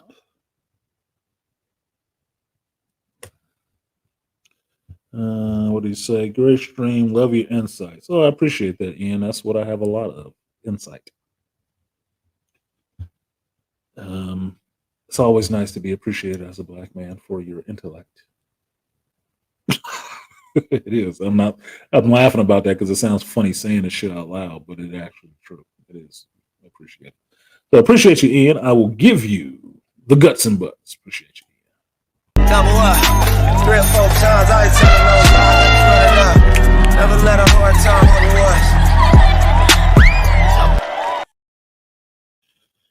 Next one goes out to D. Anderson coming through. No message in the chat, but he did drop something in the coffee cup. Appreciate you. I will give you the 3B salute. Appreciate you.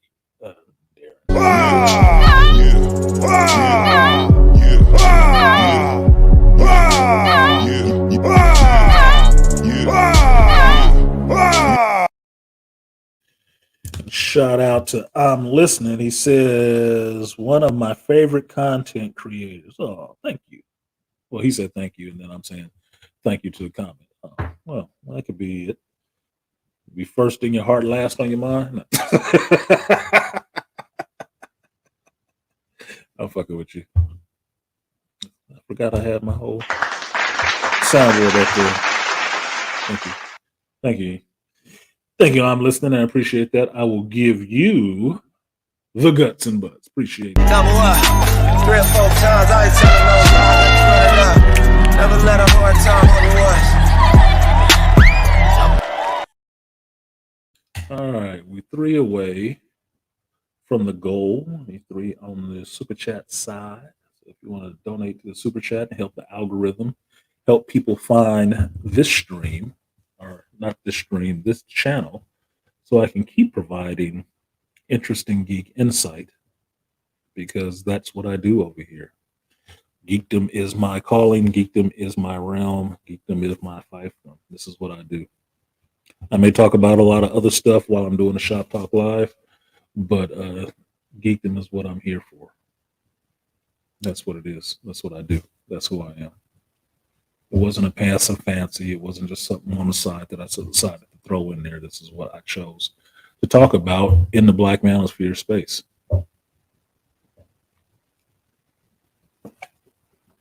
So that is what I do. And I don't push it like that, but I would prefer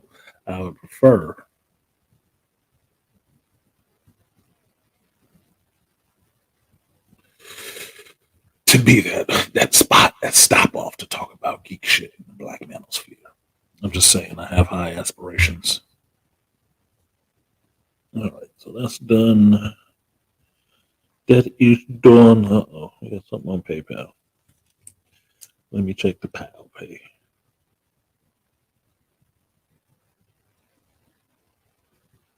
And it's going to lag. It is going to lag. I don't want a debit card. Thank you very much.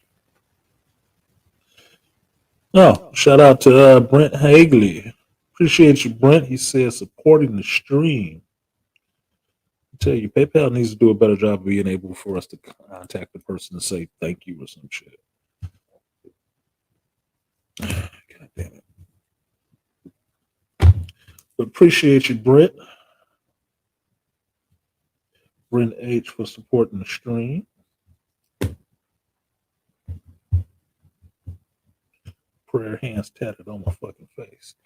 I will give you the 3B salute. Appreciate you,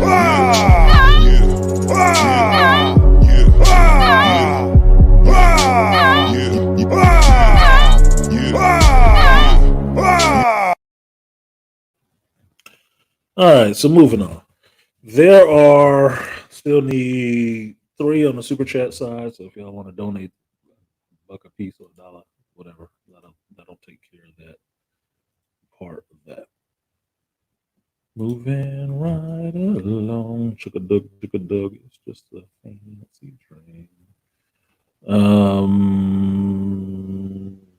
Charles has to play Isaiah Bradley. I'm telling you, if they ever do an Isaiah Bradley show on Disney Plus, and they go to Baltimore, and they get Carl Lumley, but they don't cast Charles as young Isaiah Bradley back in the field and shit like that, they fucking up.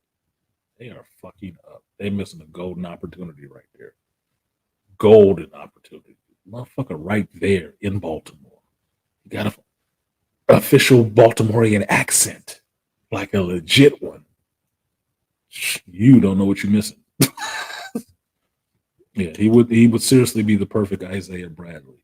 And motherfucker got enough personality. I don't even think he'd have to be acting. You just tell him what. You might not even need to tell him what to say. You might need to just let him free flow and get it out. He'll give you some funny shit. He'll be entertaining. I can tell you that much. You might have to stop him from telling you wrestling stories, but just keep it on topic for the character. It'd probably be really good. Just saying, that's my endorsement. Charles for Bradley. Not in a gay way. Don't forget this coming Friday, we get to see the Rise of the Beast. So I ain't forgot Beastly. I have not forgot. They done kicked it into high gear with movies for June because every week you damn near getting something. So I know Beast, we got the Rise of the Beast next week.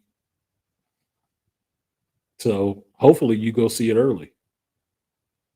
So we can talk about the Beast, the Rise of the Beast with Beastly.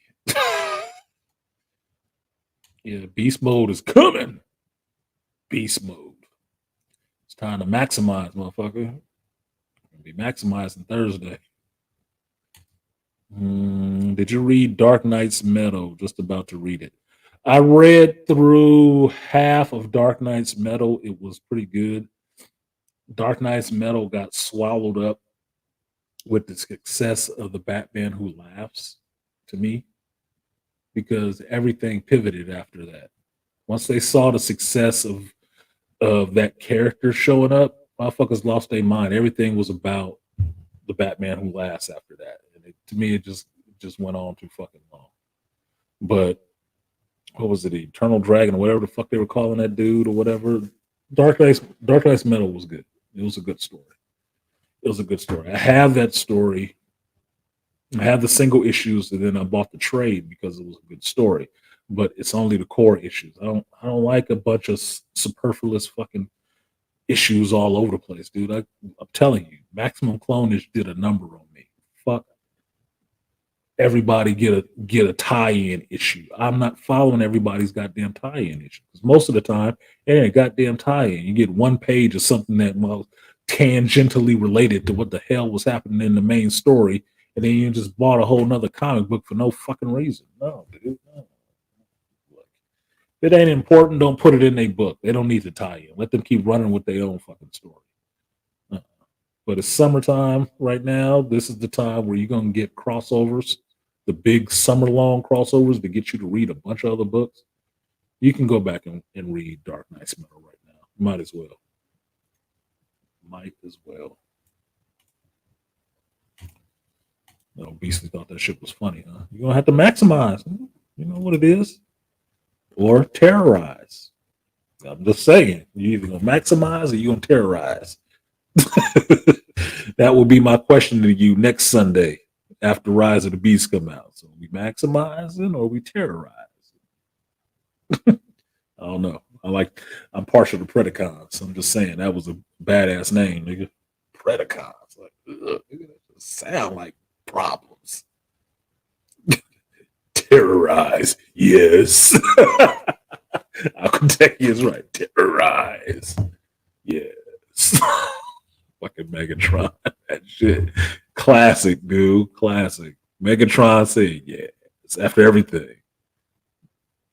We will go and we will defeat Optimus Prime. Yes. Tired of your shit, Tarantulas. Yes. The soundtrack for Rise of the Beast is 90s hip hop mixtape. Best part of the 90s Beast Wars hardcore rap. Hardcore rap is always on the map, but it won't stop. Can't stop. All right, so on to actual shit. About 2 hours in, I did a 2-hour fucking monologue. It's my show. I do what the fuck I want to. And folks don't like it, they can always do what they've been doing. So, what do I got on deck for today since I did some of the other stuff? To talk about this Magic of the Gathering stuff. I can talk about this Across the Spider-Verse stuff. I was going to talk about Across the Spider-Verse anyway, but then Dr. Tia-san asked me if I wanted to do a stream with him in Layman's Journal on his channel today after my stream. And I said yes, but then I thought about it. I was like, why the fuck would I do that on the same day I'm doing my own show? I'm like, how does that affect my actual channel? So I asked if they could, maybe they can come over here and do a geek talk on a geek channel, because neither one of them actually run geek channels. So why not do it over here? I haven't read the message yet. I think it's on the phone, but I don't think they coming through. So I was already going to talk about Across the Spider-Verse over here, so I'll go ahead and do that shit. But yeah, I don't know. It just seemed kind of odd to me, especially on this day. Sunday is Geek Day, Geek Sunday. Weird to me. But anyway, talk about that. Rise of the Beast, like Beastly was just leading into it. That's coming up for this week. And then some of the stuff with the YouTube space. What the hell is this shit going on with Edward? I don't know what the fuck is going on with all of that stuff. I really don't. I wanted somebody who was more in the know about it to explain it to me so I understand what's going on with it and where he's coming from and where the hell Grinch is coming. I don't know what the fuck is going on. I turn away and y'all people fighting and got trolls and shit. Bonnie. But it was an interesting conversation outside of the conversation that happened with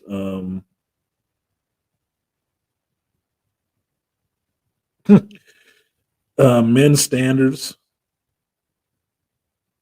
and not dating single moms. That whole video that came out with not dating single moms and the women trying to actually go at this one brother because he was saying that he wouldn't date single mothers. Now that was a good stream. And Kendra, Grinch, and AM all did good streams talking about that shit. Those were the ones I saw. I'm sure a lot of other people did streams about it, but those were the three that I saw. And I had my own ideas about it as well, because like I've told you guys before, I'm a Gen Xer, so it was all fucking single mothers as far as I knew. Most of them were. But each one of those people hit on some really cool points that I hadn't thought about. Grinch hit the hardest one. He really did hit the hardest point on that shit. That really gave me a minute to sit back and be like,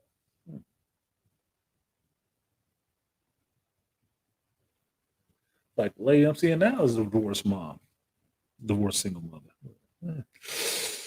Yeah, hit close to the bone. And then the other one was just life shit.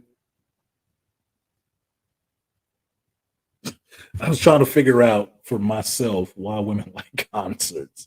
I was really just thinking about it and asking myself questions. Even if I think I know something, I don't have a problem with flipping it around and asking myself the question or testing my knowledge and just determining what it is I actually know about this. Do I really know what I think I know? I don't have a problem asking questions. I ask questions of myself more than I'll ask questions of anybody else, but that's what gives me a good introspective sight, because I spend time asking myself questions. I don't just think I got it all on lock. I know every goddamn thing. That's what keeps my ears open to listen to people when they offer things that they know. That's why I'm not running around with an ego like that. So those were the things that I had in the hopper today: the geekdom, the YouTube, and the life space. Life space was mother's birthday and whatnot, and enjoying that, enjoying time with my brother and my son and the grandbaby. Grandbaby is so cute. Everybody taking with her. But there was something I noticed that is worrying me with black families, and that's in the life part. And I'll get into the geek stuff. When you guys look at, say, family pictures, like if you see a picture of somebody in their family coming up, you got graduations happening right now. It's June, so it's graduation season. Father's Day is coming up. Summer is here officially since it's June. So there'll be a lot of times for people to be around family and taking pictures and seeing how big the kids have gotten and all this shit. Excuse me. There's something I want you to look at when you, excuse me, when you do that, because I'm curious. When you look at those pictures, count how many men are in the picture, how many women are in the picture. I'm really noticing that it looks really odd to have a picture of a family picture, right? And what you see in the picture is like 3 to 4 guys, and the other 12 people is all females and kids. That's worrisome to me.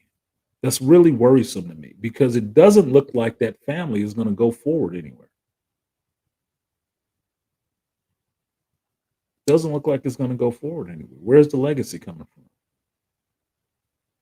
And if I see a picture that's supposed to be a family picture, and it's just some women and a bunch of goddamn kids all over the place, and not really any men there, or the men that are there are some, moist ass dudes.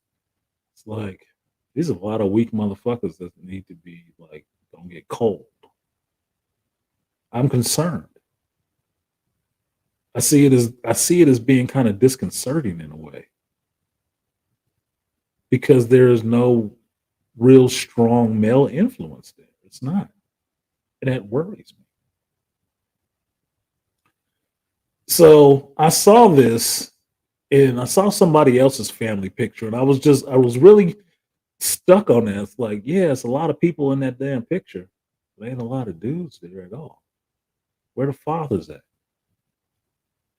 Who is these fucking people? Who are they kids? It's just kids? What the fuck is y'all doing? No fathers. That's worrisome to me. And as I'm seeing this across ethnicities, and I saw it in my own family pictures when they was putting up all the family pictures today, like, oh yeah, this is the picture so-and-so took. Okay. Why is that all just fucking females? There wasn't no guys there? Fuck off, fly.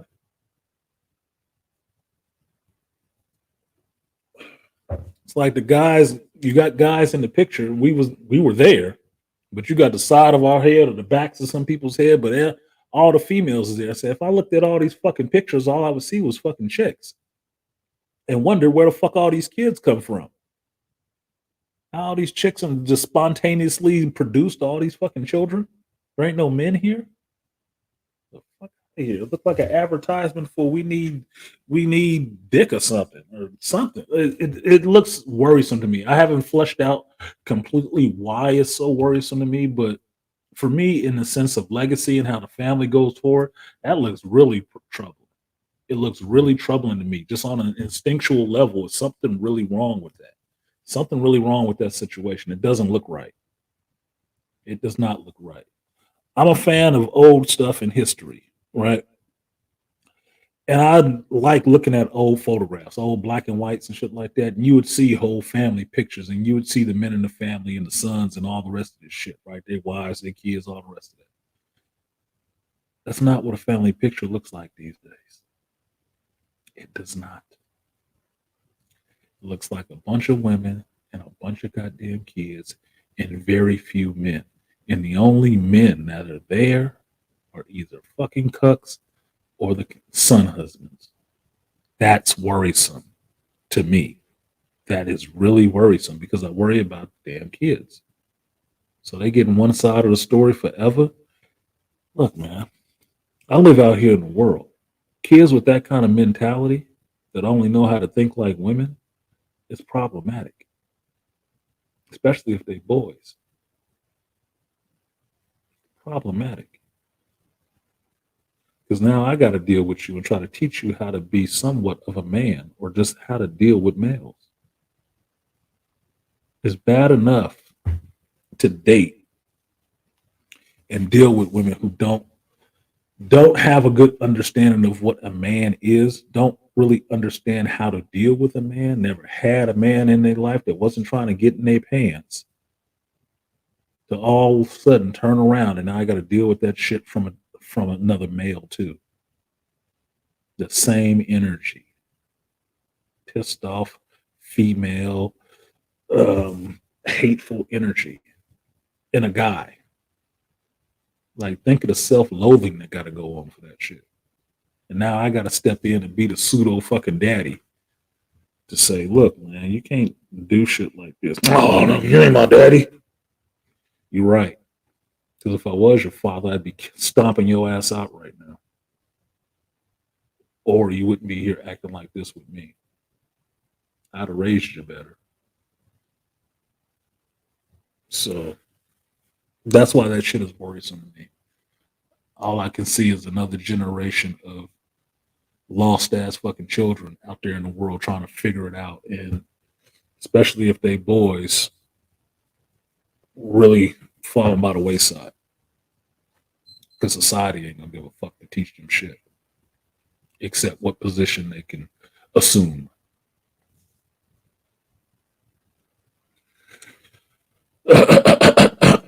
What did Charles say? Another father in the building. Because the women of the black community do not think fathers are necessary to raise children properly. That is true, Charles. That is true. That goes into the conversation with Angry Man was having yesterday. The fire stream he was putting up yesterday about that shit. They might actually love you. They don't.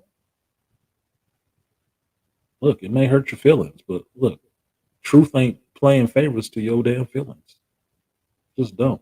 Problem is, Western wise, there is no safe haven in other races. You want me to tell you that fact for damn shit sure? You want me to tell you that? There's no safe haven in other races, other ethnicities. It's not. Because if they are westernized, that shit is in Western culture. Not just black culture, it's in Western culture. So you ain't gonna escape it dating a Latina, a Puerto Rican, an Asian, shit, a damn Pakistani. You're not escaping it. Not if they westernized. No, you're not escaping that shit at all. Which is a reason you might want to be a passport bro. But you're not escaping that shit. So you need to understand how to deal with it. How to counteract that shit. And have it not affecting you mentally, because it is there. It's in the sauce. So, figure out how to deal with your allergic reaction. And Aquateki said, women like attention of having their picture taken. Men could care less. Yeah, I was telling a mother's friend about that yesterday, that I take a lot of pictures. I'm not in a lot of them. I don't give a shit about my picture being taken. I know what the hell I look like, and I'm fine with it. But I'm not always there trying to cheese so somebody can see me. Women love that shit. They can't resist an opportunity to take pictures of themselves. But it goes back to what AM has talked about, and I think it was mentioned in Paradise Lost book about who Lilith was and who Eve was, and who Eve was somebody who likes staring in the water, staring at her fucking reflection. And AM broke this down about what do you see on why is Instagram and shit like that popularized, and the predominant users of it are women, because they only looking at themselves. They're only looking at themselves. That's why the Snapchat filters and all that shit is such a big rage with them. It don't matter if it's a young girl to a woman old as me and older. If they on the internet, they want to love to be using a Snapchat filter, making themselves look like little panda bears and all kind of other shit. And I'm like, this is goofy. Oh, just no, just smile. I'm not into that shit. That looks stupid. The fuck? How old are you? And I told you, I was dating up to recently, right? Ain't nothing like seeing some chick picture on one of these dating profiles and see her ass up there with a panda head. I'm like, how old is this bitch? Oh my god, dude, this is a child. No, no, no. I don't play on the school grounds. And R. Kelly. What up, AI Apostle? What's good with you? Appreciate you coming through. I see this in the UK too, across ethnicities. It's not just in the US. Well, the UK is considered westernized, depending on where you stand. If you're standing in the middle of China, everything is Western. Everybody's Western, right? You in Mumbai, all the rest of y'all is westernized, okay? Standing in the US, California, just Western light. So yeah. I have take thousands of pictures, very few selfies. Yeah, selfies is not my thing. I will try to take a selfie just to use it for something else, but I don't take a lot of pictures of myself. I really don't. I'm not stuck on myself like that. I don't need that kind of, visual affirmation that I look like I look. If I take a picture of myself, like I might take one now because I like this shirt. I obviously like my hat and I got a plain white background. I would take a picture of myself now just so I could cut it up and use it for something else. Not because I'm really particular of myself like that. It's just like, hey, well, this is actually a white background. I can actually crop that easier and use it for some other shit. But it's not in a situation to where, ooh, I just need to be duck facing it right now. Yeah, passport style photos. Yeah, I need to get my Jason Bourne shit together. I told y'all my shit is done. Nigga, I'm about to get my new passport and be the fuck out of here. There you go. That's my new passport picture. Artisan International. Flying out. Come aboard. We're expecting you. So I just worry. I wonder about that because my kids are older, right? My youngest is 24. Oh hell yeah, Charles. Yeah. Artisan. International man of mystery. Ain't no 007, nigga. It's 112. International man of mystery. Yeah. But I just wonder about it because my kids are getting older. My granddaughter will be going to school soon. She'll be 5 this year. And I'm thinking about what is the makeup of the family. Is it made up of predominantly females? Because the most dominant females over us are all getting old. If my mother is 65, my grandmother is 80 something. Some of these people are going to start shuffling off soon. And what does that leave? What does it leave the landscape looking like in my generation? The people who drive the family forward, right? We're the ones who, go out and sire more children into this clan. What does it look like? Well, I'm 50. I'm not having no more kids unless I adopt something. My brother's in his 40s, 3 years younger than me. So what, 47? I don't see him going back to the well to try to have babies again. Don't see him doing that. Then you go down to my uncle's kids. My youngest uncle has one son, but he's somewhere else. We don't even see his ass. and haven't seen him in a couple decades. My big uncle, he has two boys. One of his boys just had a child, but the child he had was a girl. The other son, his oldest son, doesn't have any children yet. And I don't think he wants any children at all. Okay, so now we got my cousin, a female cousin. She has two boys. Okay. But they're not carrying the last name, the maiden last name. They're carrying their dad's last name. That is his clan. And ours a little bit, but still, they're carrying his name forward.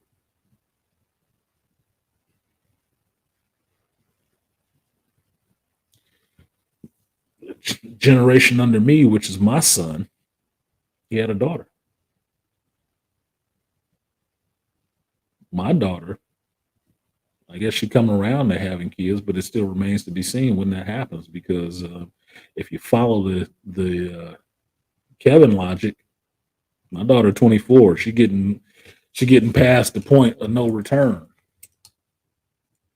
already, right? So it's still looking like just a bunch of females and very female centric, where the men can twist in the wind, go to jail, do whatever the fuck, but all the focus is only on the females in the family.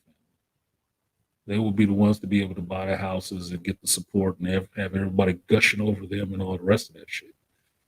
The boys gonna be off on their own, just like Angry Man was talking about yesterday. They'll be out on their own, struggling. So it really makes me wonder what this family will look like later on. Because everybody who had a bunch of boys, the family ain't close with. Just how it is. Funny like that. So all the ones who were still part of the gyno cell, we still around. To greater and lesser degrees. Yep, Charles, double O Negro. Yep, double O Negro. The big mamas have been transitioning into my family since Y2K. A lot of people had a lot of girls. You follow your Chinese medicine and stuff like that, you figure out how people end up having girls. What gets you girls, girl children? And I don't have anything against girl children. I just don't think there's enough men. It's just not enough men to push the family forward. That the family within, a generation or two will die the fuck off. Because they're not pushing anything forward but somebody else's seeds. Like, I have a son and a daughter. My granddaughter will carry my last name. Right?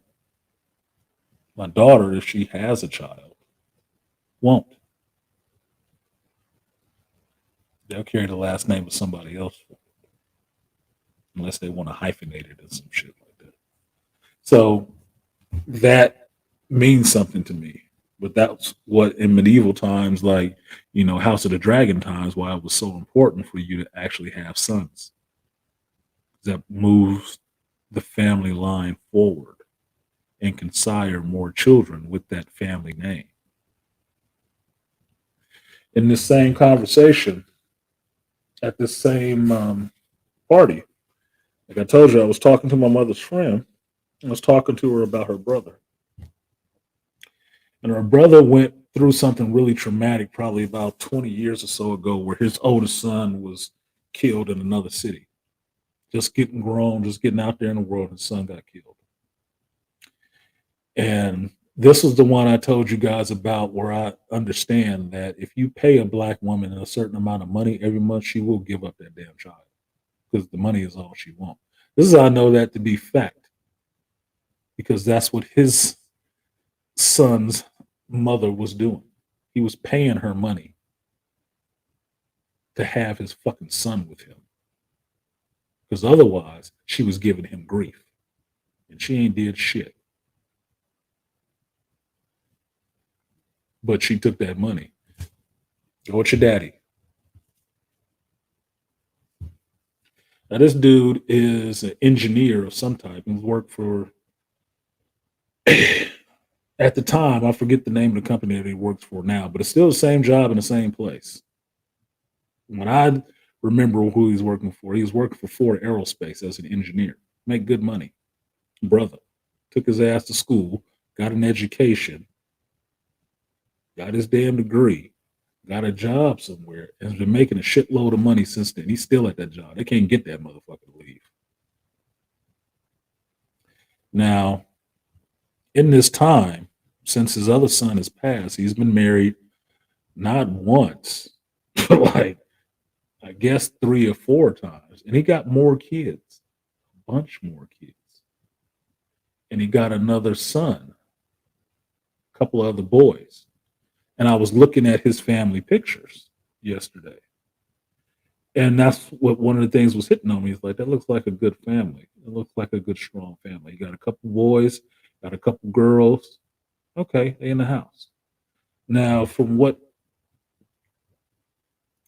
his sister was telling me, this is like the 3rd woman he owned.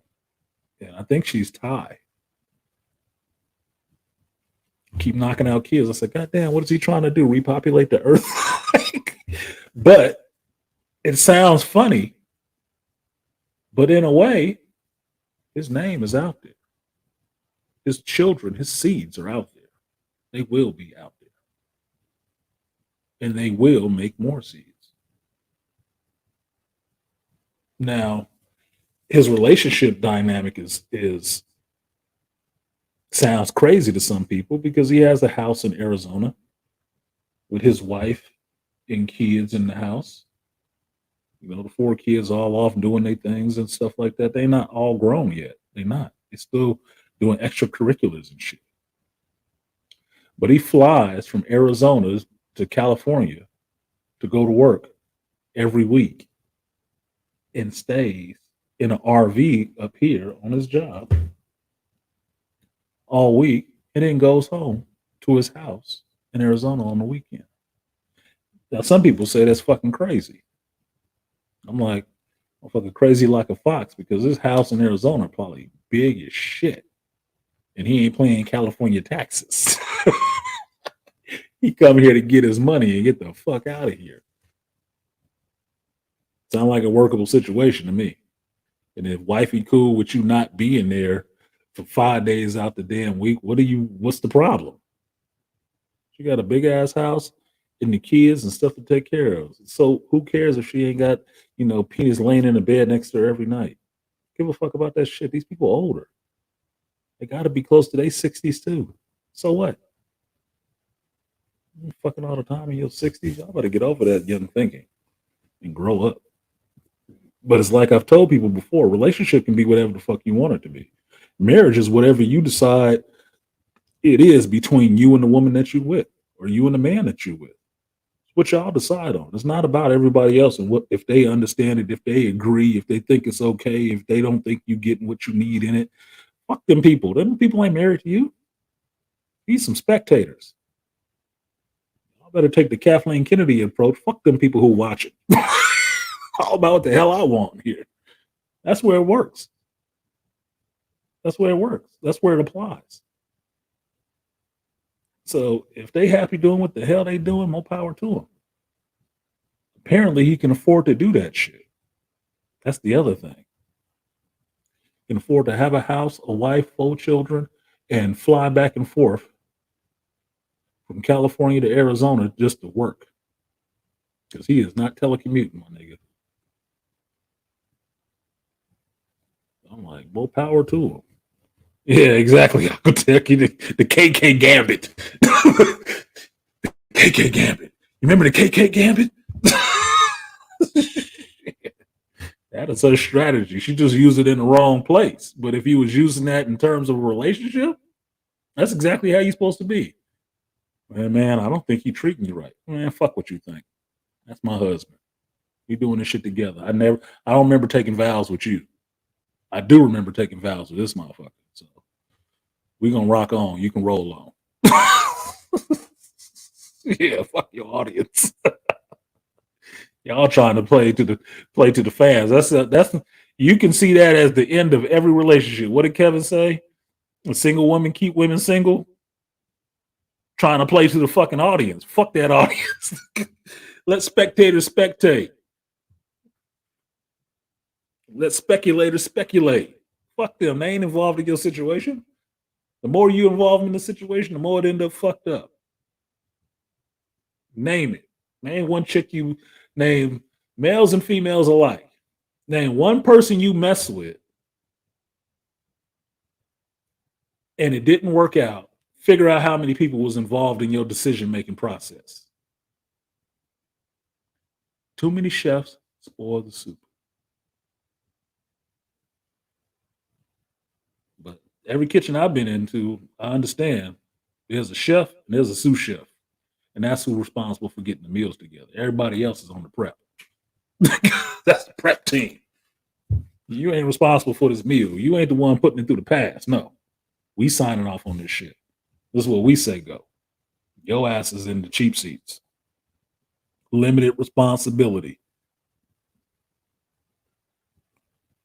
Donnie Mack. What's up, Mr. Donnie Mack? He said, I travel like that for work pre-COVID between Texas and Florida. Look, do what the fuck you gotta do. My friend who works for Tesla, she be all over the fucking world. I'm like not bullshitting, like all over the fucking world. She at home right now on sabbatical, whatever the fuck you want to call it, for a couple of months. I'm like, he gonna like you being home? He gonna like you being home? She ain't really gonna like it because she know the more she at home, the more her husband be jumping on her ass. The only thing stopping her right now is getting back surgery. I'm like, damn, you fucking it up.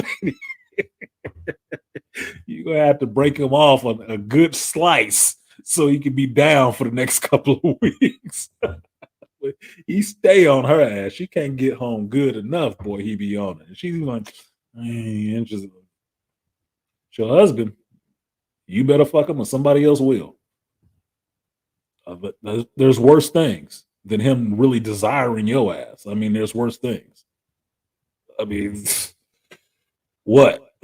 Would you rather come home at night and crawl in the bed next to him and he be looking at your ass reading the book?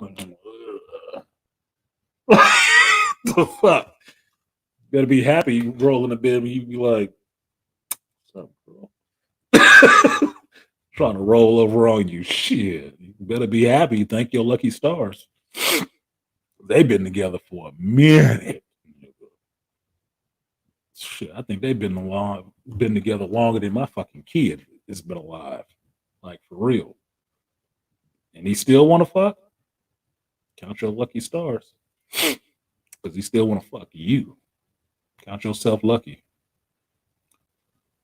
Break your back surgery. Yeah, he might be getting that adamantium deal. You might be getting that adamantium deal because he a geek too. Look, he might be getting that adamantium deal with the force infused extendo. You better watch yourself. I told her that shit. She went, what the hell did you do to that man? Broke him? The hell? God damn, broke a whole Chinese man. Back surgery. What the fuck? From his wallet? Because all you do is work. He a stay-at-home daddy. Yeah, he can come back with a whole kryptonite D. About to get that adamantium, that nth metal. My powers have doubled since last we met. She's gonna be in trouble. She's gonna be in all kinds of trouble. She just don't even know this shit yet. Cause she be kind of playing oblivious. She's more analytical than emotional. So she be trying to play halfway oblivious to that shit. Like, you know what the fuck that man be on? He gonna be on your ass. He gonna be wearing your ass out. As soon as he out of recuperation time, he gonna be trying to make sure his back still work. You're gonna try to break it off in you. But anyway, it's just, I don't know, it's just a funny thing about this shit. Women don't understand that shit sometimes. I lost my train of thought. But anyway, when it comes down to this whole thing about not dating single mothers, right? And I'm pairing these two concepts and topics together. Just to speak on it real quick. Of it being a problem for men not to date single mothers and women or B dubs not actually loving black men. Pair these two things together.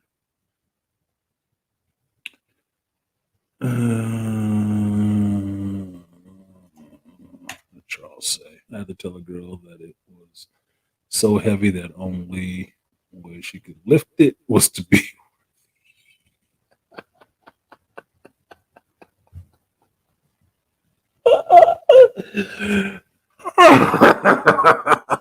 Charles. My geek brother, boy, that is classic right there. It won't come up. You must not be worthy. Has an enchantment on it. You got to whisper to it.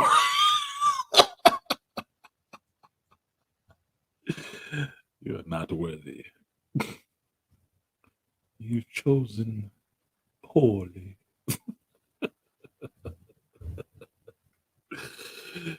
God damn, Charles. That's a good one.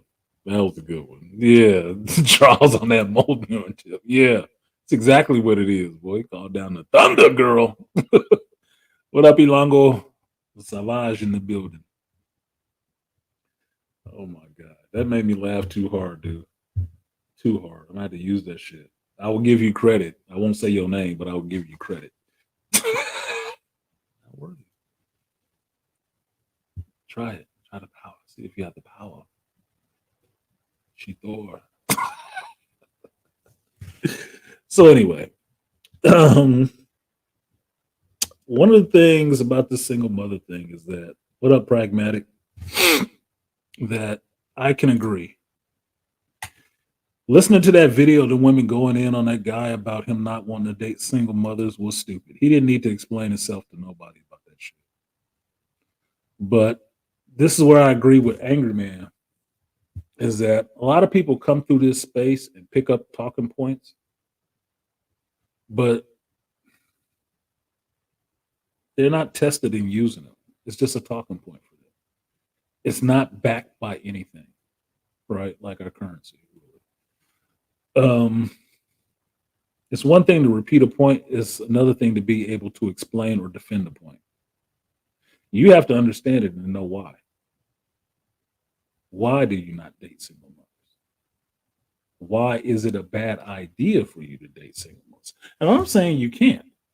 I'm not saying you can't.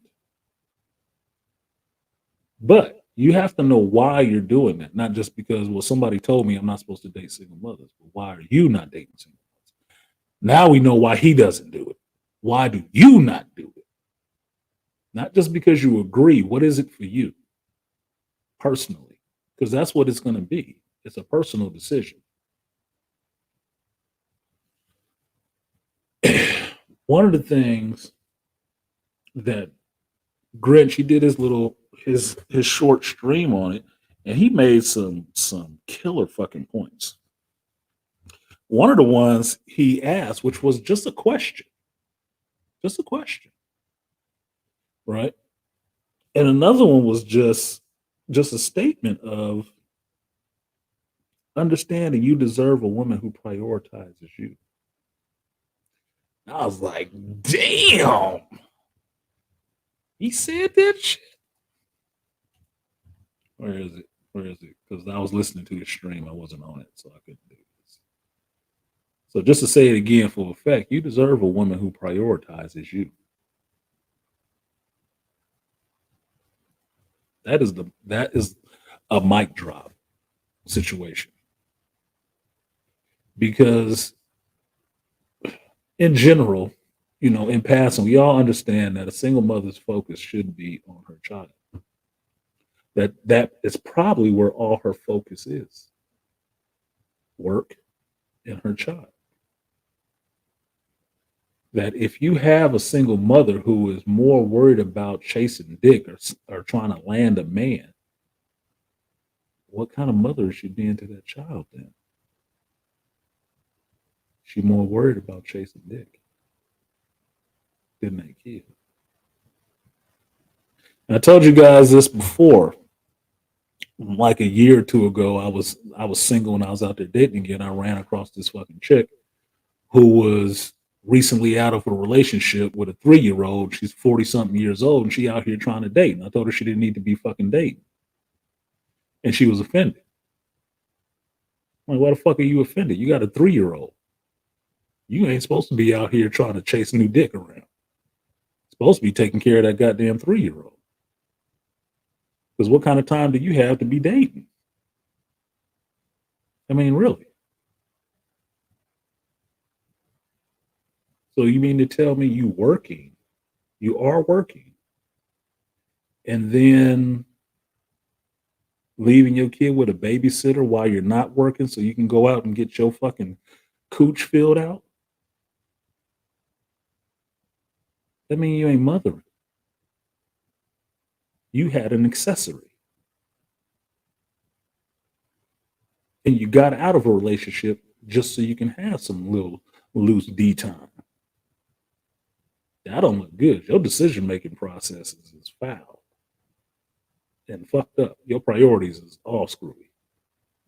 I'd have more respect for her if she was like, no, I can't date because I'm raising my child right now. I was like, right, you shouldn't be. I don't think you should be out here dating right now. Not with a 3-year-old. You need to be focused on that. Because I can tell you, for me, for 5 years, I wasn't seriously dating. I had one girlfriend, and when that broke up, I didn't have a girlfriend while I was raising my son until he was about 5. That's how I ended up with my ex-wife, because that was when I went out again. That was when I went out again.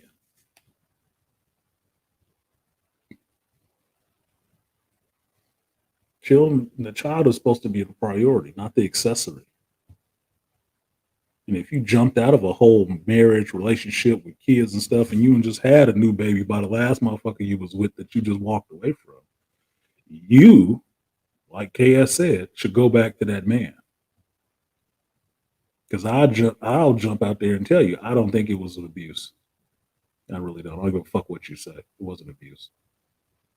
You're just buying into that line and listening to the crowds and the audience that you could do so much better than him, and he wasn't doing something right for you, and maybe he cheated on you while you was pregnant. And I'm like, well, you probably wasn't fucking him while you was pregnant either. Probably should have stayed with him, or you shouldn't have been having his fucking baby. It's absolutely pointless to have a man's baby that you want to turn around and leave after the baby is here. Absolutely pointless. For what? The child don't deserve to have an actual intact family? Is that what you're saying? Or you thought his seed was good enough to take, but it ain't good enough for him to be there to raise it? Or you didn't even want to leave it with him. But you're going to want child support. Cut out the middleman. Just give him the child. And you go fuck off and chase dick like you want to anyway. And then you can do it without the hindrance of, I got to find babysitting and stuff. You can be the whole hoe you want to be. Be all the hoe you can be. But no, that's not what they was doing. So for me, why I think it's a bad idea to date single mothers of a certain age, mind you, because I do break it down a little bit. Of a certain age, if you're in your 20s or something like that, you don't need to be dating no single mothers. Even if she is your same age. If she's your same age, you should treat that shit like it's radioactive.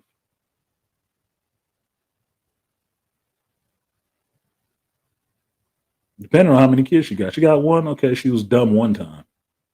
And she wasn't dumb, she was just not being responsible. That's what it tells you right off the bat.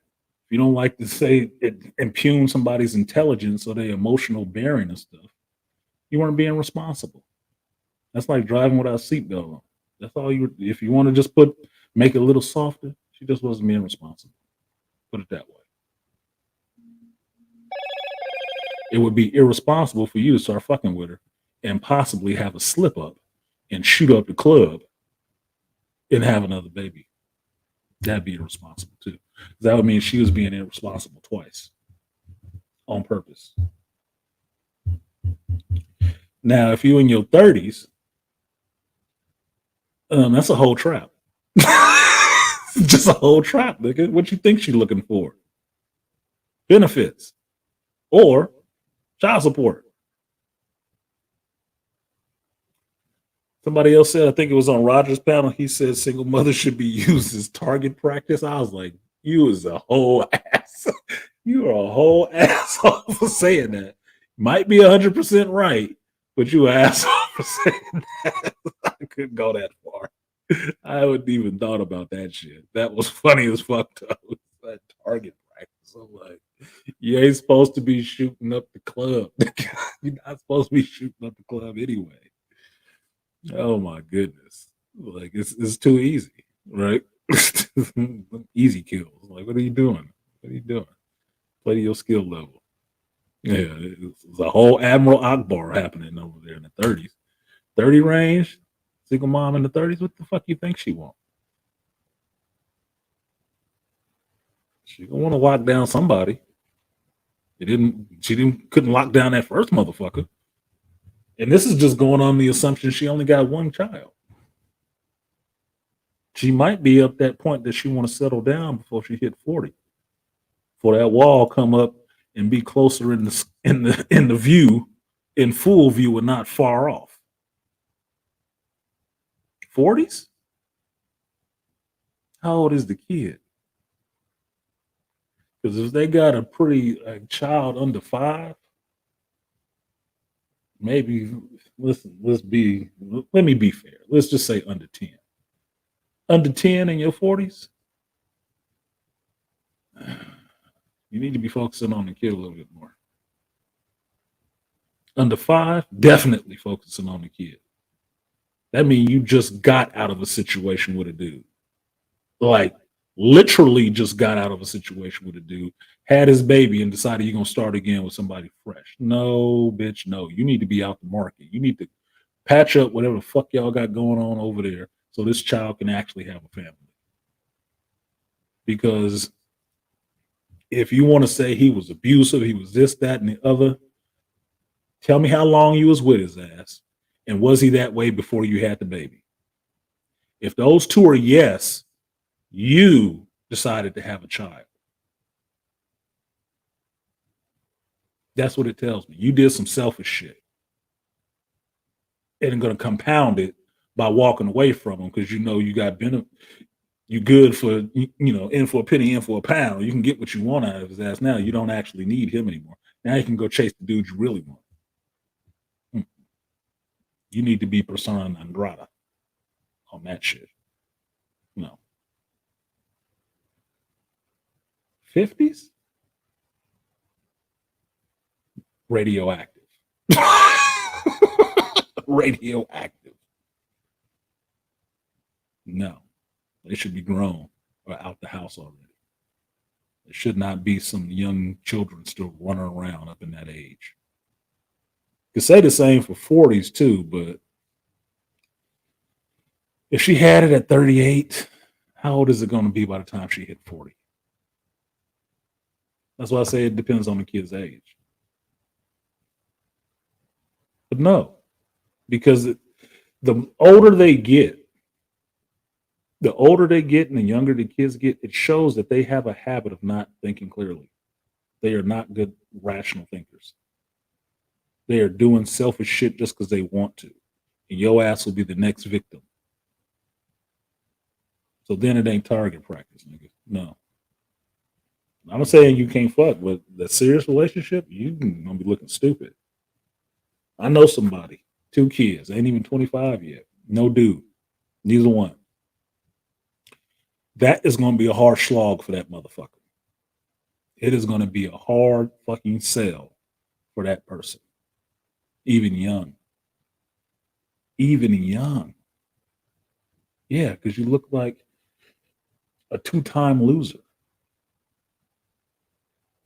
You gave up 2 top shelf prizes and ain't got shit to show for it. Nothing but bitterness. That look bad because then it's the kids. It's fuck you. Your decisions is your decisions. You made bad decisions. And it wasn't just being irresponsible once, it's twice. Nigga, you're gonna have to tell me some sob story to make believe that wasn't some shit that just didn't happen to you. You're gonna have to have a sob story. Because any other way you think about it, it sounds like you just dumb as fuck and don't make good decisions. So why should we be listening to your ass about anything? Who the other person was, what the situation was, what should we be listening to exactly? None of this shit seems to be matching up with the fact that now you got 2 of these kids and no man. And you ain't old enough to have 2 kids and no man. You got a whole cart full of shit that you hoping the next person that comes along that might be interested in you seriously wants to fucking deal with.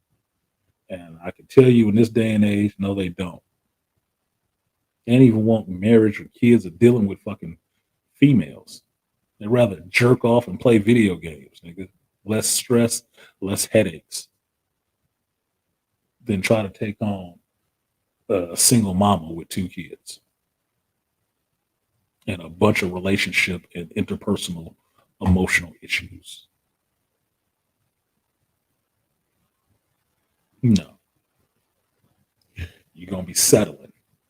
And the lower down you settle, the more fucked up that dude is going to be, which means you put the kids in a more position to be fucked up too. And that's what I worry about. I don't worry about adults making shitty decisions. I worry about adults making shitty decisions that affect children that don't have a decision in the shit.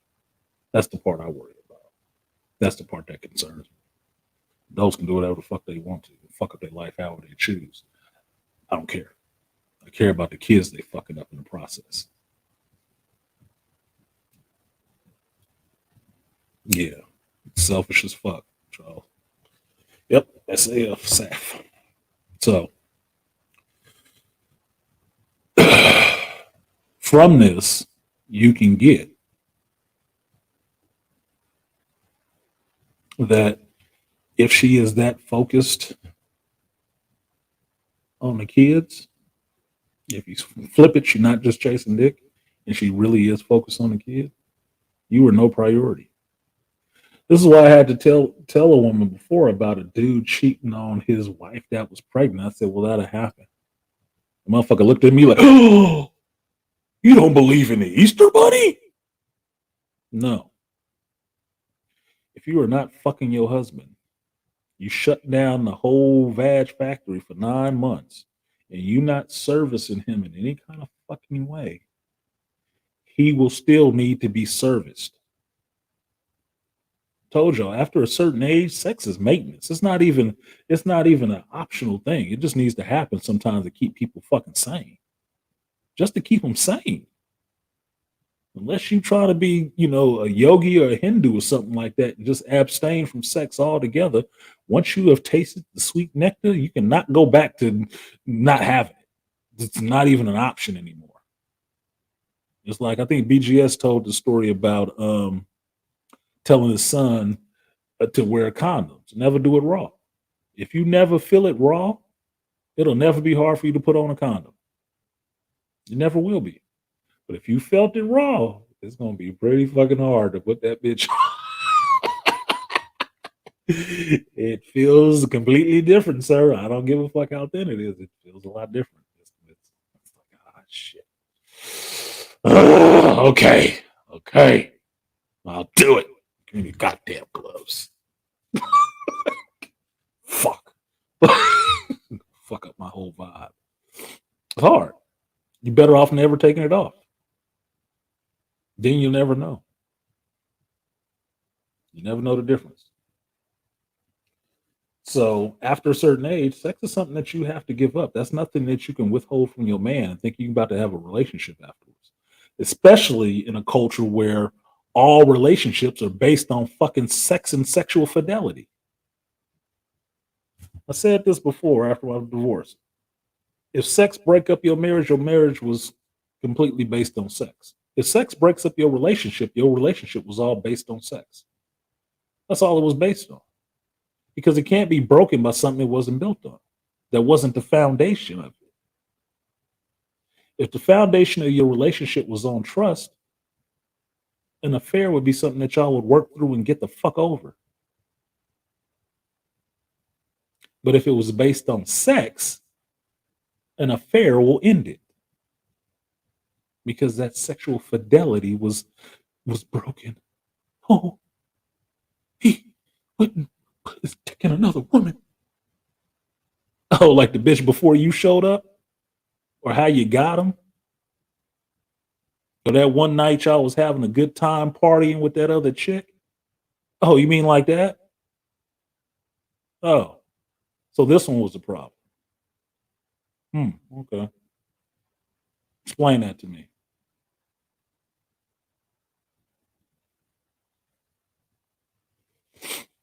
Can't be broken up by something like that if it's not based on that. And if you are pregnant and your husband still wants to have sex, you really expect him to just abstain? I don't know if women understand their bodies as much as they want to tell men that they do, because I always have to explain shit about women's bodies to them. And one of the things I explain is like, you know why men are so nice to pregnant women? Because pregnant women give off fucking pheromones that makes the motherfuckers be nice. Want to do shit with them. It's like smelling sweet honey in the goddamn air. When they talk about a pregnant woman glow, they understood that from a man looking at a pregnant woman, because they give off that shit like it's just good pussy. It's just good shit around. Like, damn, you need some help?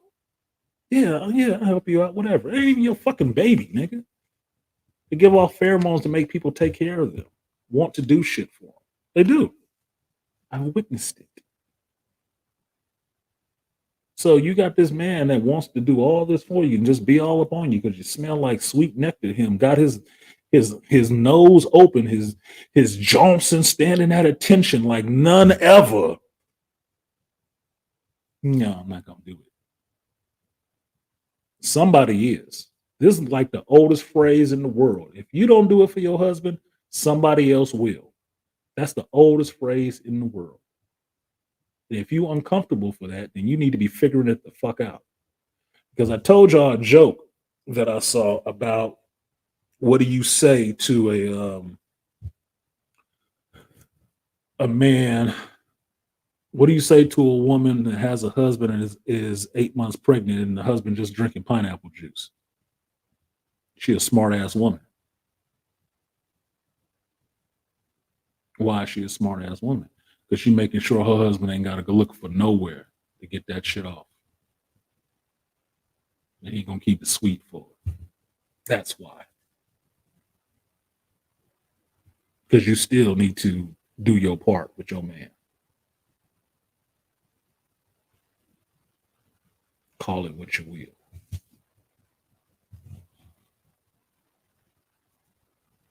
Sweet, sweet candy. I'm Homer Simpson voice. You do. So that's why it's not surprised. It's kind of to be expected.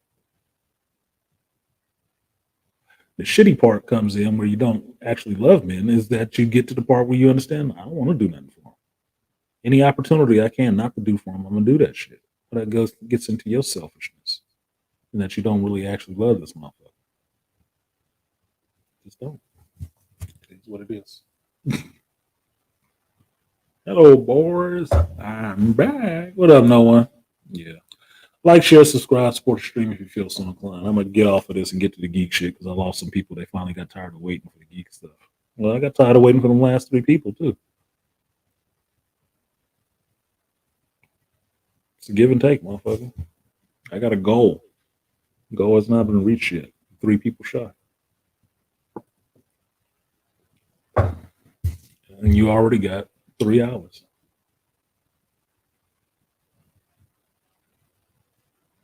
So just saying. I have a calculus I use on stream times versus donations. I do have some calculus on that. So one of the things the Grinch said was pivotal, which is prioritize you. Single mothers can't prioritize you, not like a single woman. Single woman with no kids can prioritize you if she is not spending so much time with her head up her family's ass. I don't mind a chick having family and being connected with her family, but if they take up more of her time than you can actually get, then she might as well stay with her family and be single because she ain't got a life of her own, and you can't have no life with her ass, and that goes for any age. A bunch of grown people needing you to take care of them are a bunch of fucked up grown people. Thanks for letting me know that ain't nobody worth shit in your family except you. No.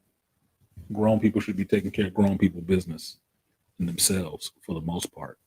And unless they elderly and enfeebled, you shouldn't be spending that much time up under their ass like that. The more you spending up under their ass, the less you out there living your life. That means you hiding. You are hiding. And you don't have enough attention span to give it to somebody else. That means you should be an old maid. Just saying. Now the other one that Grant said was just, he asked a question, and I thought it was a really interesting question. I really sat there and started thinking about this shit, right? And he said something, when was your last tight piece? And I laughed. I'm like, this motherfucker right here is something else. But then I sat there and thought about it.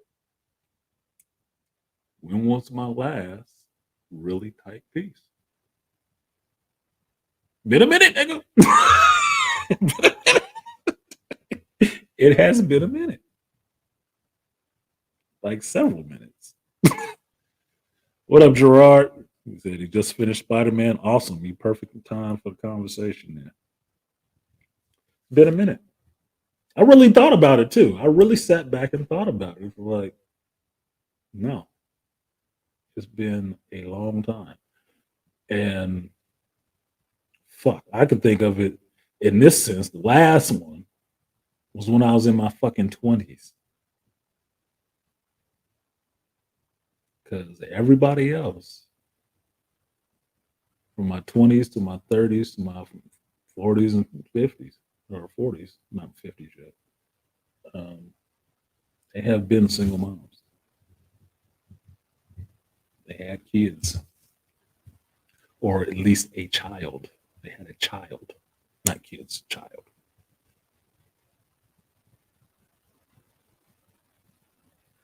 Interesting. And a lot of them still fucking single, still on the carousel as those kids have gotten older.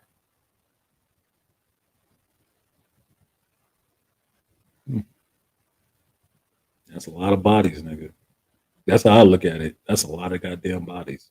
Even if you just say 3 a year, that's a lot of goddamn bodies. I don't know of a dude trying to buy that shit. If you had a car that had been hit that many goddamn times in the span of 5 years, and you just doing 3 a year, that's a lot of goddamn bodies. I don't think you're gonna pay new car prices for that shit.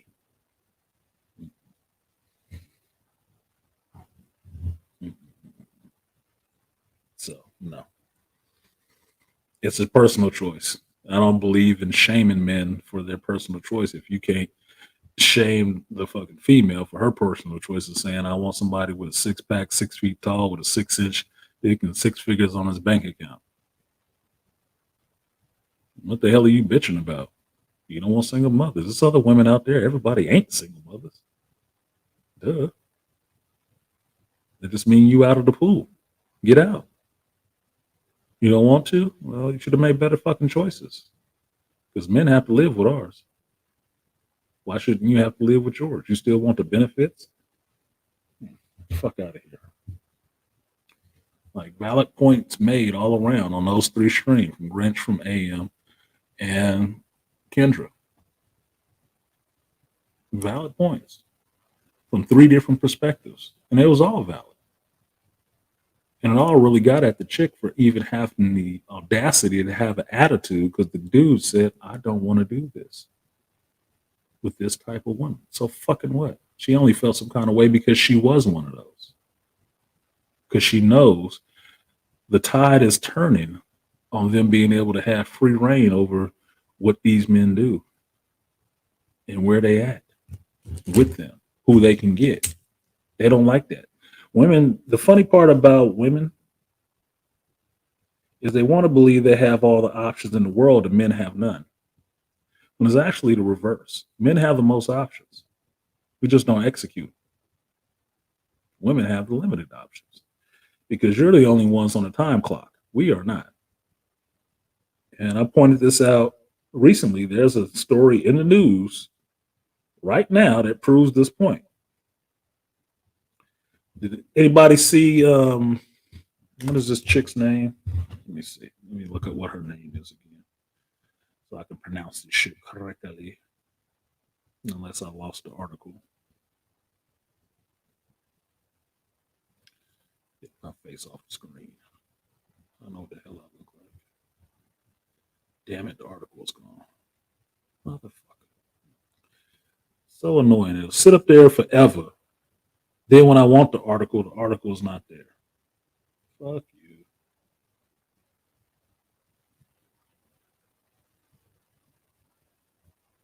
Oh, did he really? That's interesting.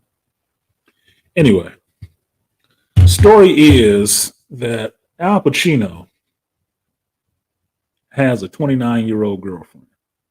And I believe it's either Al Pacino or Robert De Niro recently had a baby. And these motherfuckers up there in age.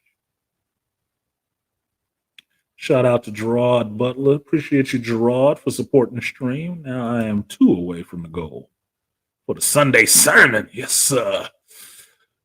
Thank you for joining the Church of Geekdom. I forgot my wig with the soul glow on it, but I will give you instead the guts and butts. Appreciate you, Gerard, for supporting. Double up, 3 or 4 times. I ain't telling no lies. Run it up. Never let a hard time on the ones. Shout out to brother Gerard for supporting the stream. Look at JLJ. Wes came through. What up, Wes? I ain't seen him in a minute. Both of them recently had kids. Yeah, they both recently had kids, right? Now, if you read some of these articles, the way this shit is being spun for these two guys is, oh, that's so disgusting. Oh, they have such young women. And, he's gross. Oh, he's gross now. Huh? Oh, okay. Because he's 80? Oh. My thing is, I had an argument with my mother. It wasn't an argument. It was a discussion. I had a discussion with my mother about this before, that men don't have a season when they stop producing sperm. We really don't. We can impregnate a woman all the way up until 80-something years old.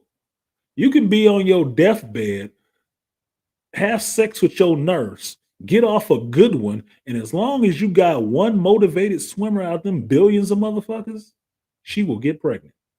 If she's young enough, that's the trade-off. That's why older women don't like young bitches. That's why they hate y'all asses.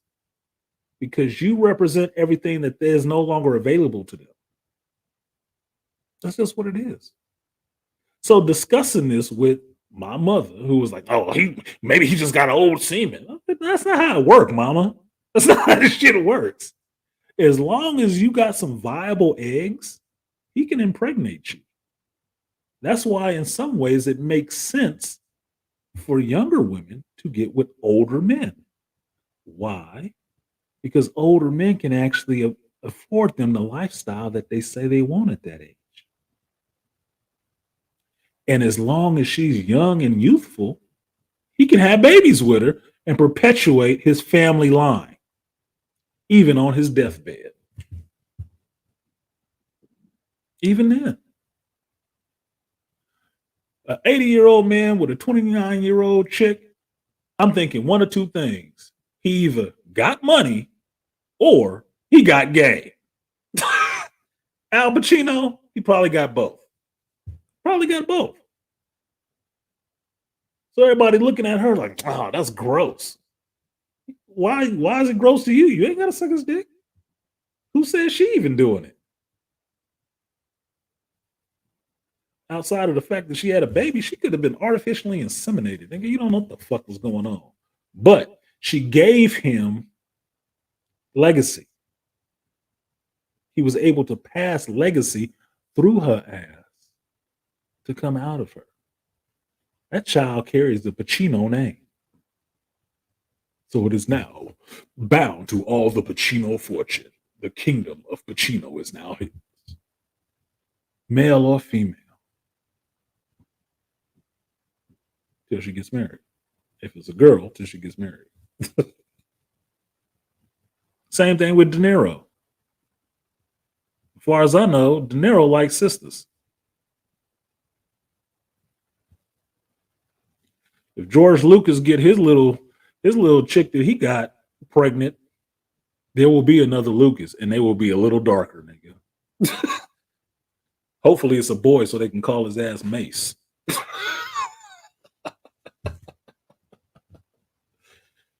Yeah.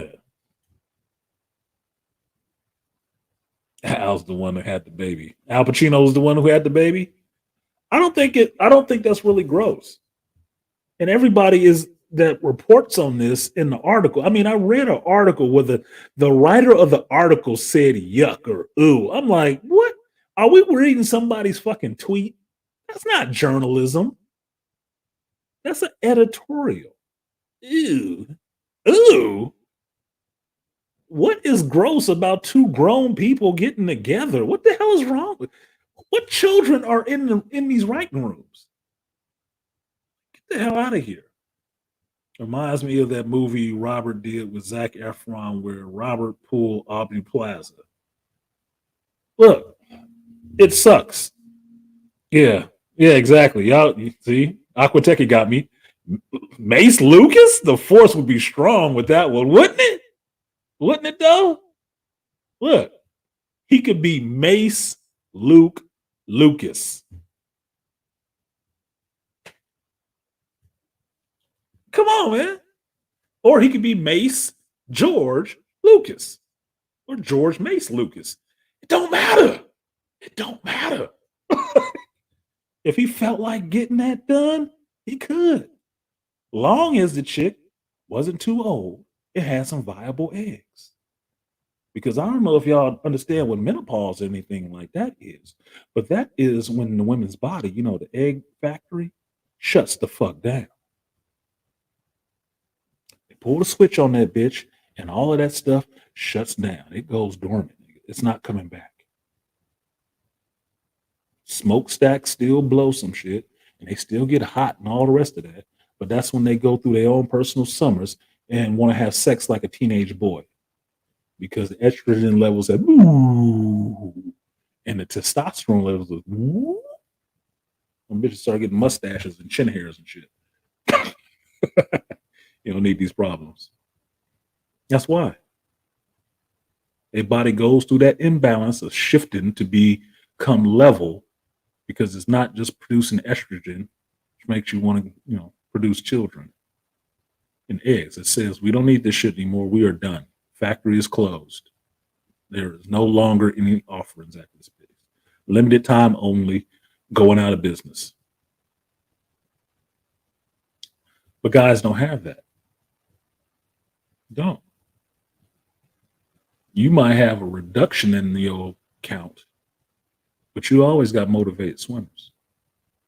And as long as you got one, which is why I think your body produces so many, long as you got a viable egg, some good soil, good young soil, you can have a baby anytime. That's why I was never really on women who push vasectomies on men, because they want men to be limited like they are limited. That's what it's about. It's about being able to control men and control the options that men have. because men have a lot of options.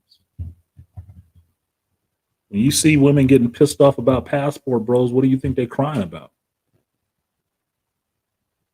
Their options being limited, not the men. Their options being limited. Because they can't either get those dudes or they don't want to go that far. They don't want to spend that much damn money. And they can always possibly find somebody better than them. We got an emergency. 1 second, you guys. I got to take this emergency.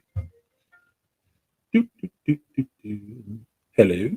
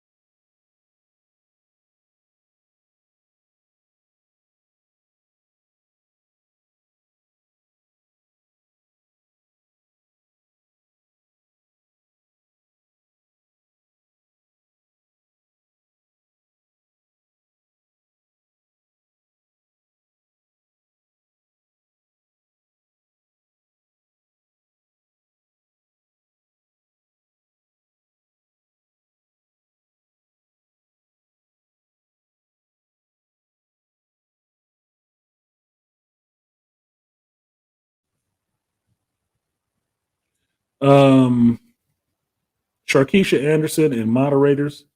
I'm not doing no Edward hate over here. I'm cool with Edward. I like Edward. The hurricane is the hurricane. I don't know what this fucking troll came in there with this Sharkeisha Anderson bullshit, but keep that shit the fuck out of my chat room. I don't do that shit. I don't do that YouTube backbiting bullshit. Fuck off. Oh, here we go. If I had to listen to this, here we go. Here we go with this shit. I don't do that shit. You can go somewhere with that shit. I believe you. Anybody who's doing that shit, I believe you have your own channels that you can do this trolling on. But this ain't the stream for that. This damn show ain't the channel for that. I don't fuck with nobody shitting on people in the manosphere. Period. The end. I've known Edward about as long as I've known, a little less long time than I've known the Angry Man. And do I agree with everything he say? No, I don't got to. I don't have to. That's not how I'm built. But I ain't gonna let nobody sit here and talk shit about his ass, and not in my chat room. Oh no, we shoot trolls over here. I don't have no patience for fucking trolls. It ain't content for me. It is not content for me. I don't know what the fuck is going on with all that SBE bullshit or whatever the fuck it is, and I'm not a part of it, and I don't abide by it. Fuck all the hell off. Take that shit to somebody else's panel show so you can get your rocks off arguing with somebody and talking shit about another brother in the space. I don't waste time talking about negatively about brothers in the black manosphere space. Fuck you. So shout out to the hurricane. Whatever the fuck you, I don't know what the situation is. I really wanted somebody to explain it to me so I can understand it better, but I feel your pain, homie. Trolls is the bane of this space. They are. Ooh, another HVAC call. Imagine that. And the motherfucker couldn't figure out his fucking telephone. 1 second, you guys. I got to call this resident back. 1 second.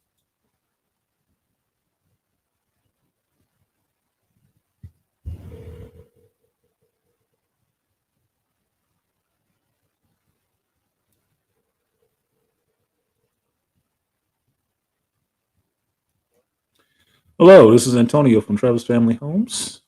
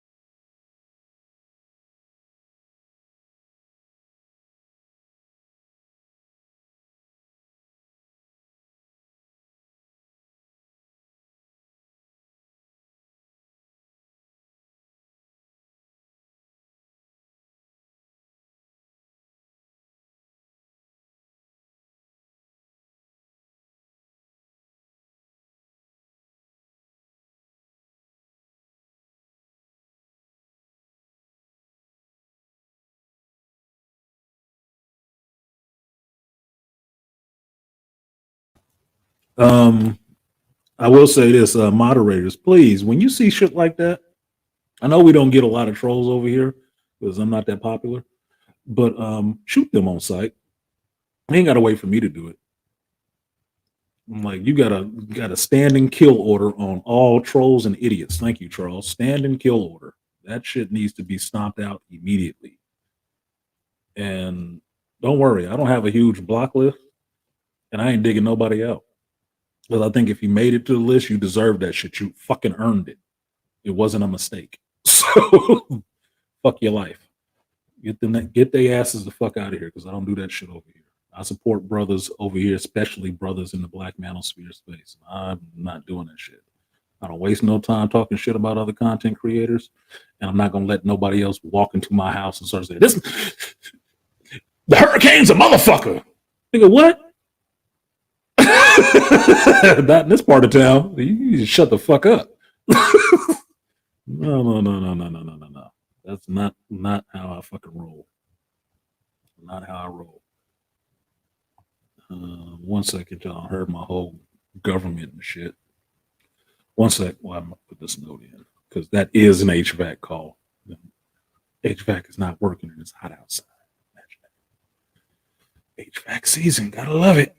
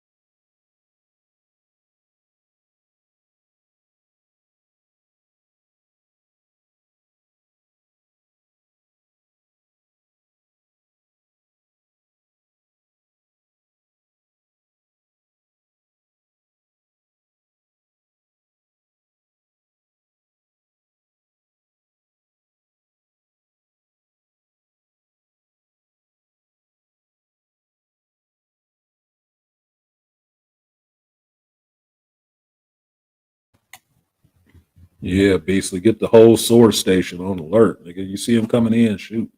Shoot on sight. You ain't got to ask for this. A stand and kill order on trolls. I do not like trolls. I really don't. I think they're a waste of time, and they take away more from the space than they do because they add discredit to the space. That's all they do. Half the time when we're dealing when the space and the manosphere of itself, like I was dealing with this shit when I was talking to my brother, right? Because my brother listens to manosphere or manosphere adjacent content, right? And point being is that trolls don't add anything to the space but confusion. And some people enjoy that confusion in the space. That's what they thrive on. That's what they live for. They come to see a fucking food fight. And I'm sitting there explaining to my brother that the manosphere is not about having a fucking food fight. It's not. Not to me. Not from the people I deal with and the people I support. People I support are always trying to uplift and educate Black men to make better choices and to have better outcomes in their life and to steer them away from some of the bullshit that we can get tripped up in because we didn't have a bunch of fathers and elders sitting there guiding us through this shit. Some of us have become elders from going through the shit and can tell you, you're going to take a left at that pothole. You're going to dip under that barbed wire. Do not go over there and fuck with them single mamas. That's booby traps, nigga. Don't do it. Don't fall for the boobies. It's a trap. Stage left that shit. Right? This is the stuff that we teach brothers over here. I say we because I feel some ownership for shit, but it's not me doing it. Right? I do it in my own little way. Cautionary tales. Right? That's what this manosphere is. It's not a bunch of place with a bunch of fucking incels and crying and whining niggas about bitches and shit. That's not what it is. That's from people outside trying to speculate and label the space for what they want it to be because the space fucks up their narrative a bit. That's not what the space is. You got to talk to the people that's in the space to know what the space is because the motherfuckers on the outside don't really know. You a blind man feeling on a elephant's ass thinking, I think it's a truck. It's not a truck. Yeah, I could take you disrespectful ass jokers. Yeah, I can't even walk away and rotate my clothes in the dryer. That's okay. I put them on a timeout. But the other thing I want to tell you guys, when you see trolls in here, aside from the stand and kill order on a troll comment, you see something like that come in here, snipe them on sight, and outside of just sniping them on sight, like this motherfucker just popped up in here again, time out and report. Hide them, moderators with wrenches, hide them, and then report them. Because then that puts that name of that channel on YouTube's list of a report. And you can report on there whatever the fuck you want to say that they were saying in there that was wrong or disrespectful, but it marks that channel. It marks that channel. I'm not on YouTube while I do the stream. I told you guys that shit before. I am actually on StreamYards when I'm streaming. I'm not streaming from YouTube. So my capability to ban a motherfucker outright is kind of limited on here. I can time them out, but they can come back. I usually go in for the whole high, like fuck you forever. Because I don't have time for that shit. I'm not perpetuating it. I will not participate in it. Find somewhere else to get your rocks off because that shit is not entertaining to me. So hold on a second. Let me see if I can fix this because I'm going to have to go deal with that call in a minute. Find somewhere else to get your rocks off because that shit is not entertaining. Yeah, so I'm going to fix your ass. So you can see it right here what it says. Hide, unhide, report. Report your bitch ass. And what is that? Unwanted commercial content spam? Hate speech, graphic violence, the most terrible, harassment or bullying. Yeah, fuck it, we can do that one. What is that? Unwanted commercial content spam? Ooh, can I do multiples? Oh shit. Hate speech, graphic violence, most harassment or bullying. This is harassment of someone else. Yeah, I think that'll work. I think that's what it is. Bam. That's a guideline strike, dumbass. Keep fucking around. This is harassment of someone else. Yeah, I think that'll work. Yeah, I think that's what it is. Bam. That's a guideline strike, dumbass. Keep fucking around. Because I will not support that shit. I hope they burn down your fucking IP address. So no, don't bring that shit over here. This is what messed up Edward just last. This is what's messed up. Edward just lost his mom. Did he really? Niggas ain't got no respect. These idiots are still trying to agitate and insult him. They need to grow. This, oh my God, Charles, I didn't even know that shit. I just knew when I heard Anderson's mom, and then I read it all the way because I got that call and it says some Sharkeisha shit. I'm like, what? I didn't read the rest of the fucking message. I knew it was a goddamn troll. Get the fuck out of here. Edward's dead. Nigga, y'all ain't got no respect. No fucking respect whatsoever. Y'all don't need to be in this part of the space. Yeah, report at all accounts. Thank you very much, Aquatechie. That's what y'all asses need to do. If you're a moderator on somebody else's channel like that, and you see shit like that, trolls rolling through there and shit, even if other moderators, hide them and shit like that, you need to hit the report on that shit. Get them the fuck out of here. There are certain, what do they call them?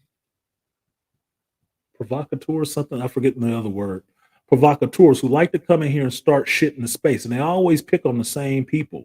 That's what lets you know what person it is, because they always usually fuck with the same people. Always do. They just like to keep shit going. They are some fucking maladaptive fucking people in the world who don't have nothing to do with themselves in life. I don't spend a lot of time worried about other people like that. I really can't. I'm busy doing other shit. I'm on the stream right now, busy with somebody else's shit I need to go take care of. Think I'll have time to sit on a stream and troll somebody else and somebody else's shit? Fuck it, you got too much bitch energy. Too much bitch energy. You need to go smack your mama. Maybe you'll get right. That's hella disrespectful, dude. That is hella disrespectful.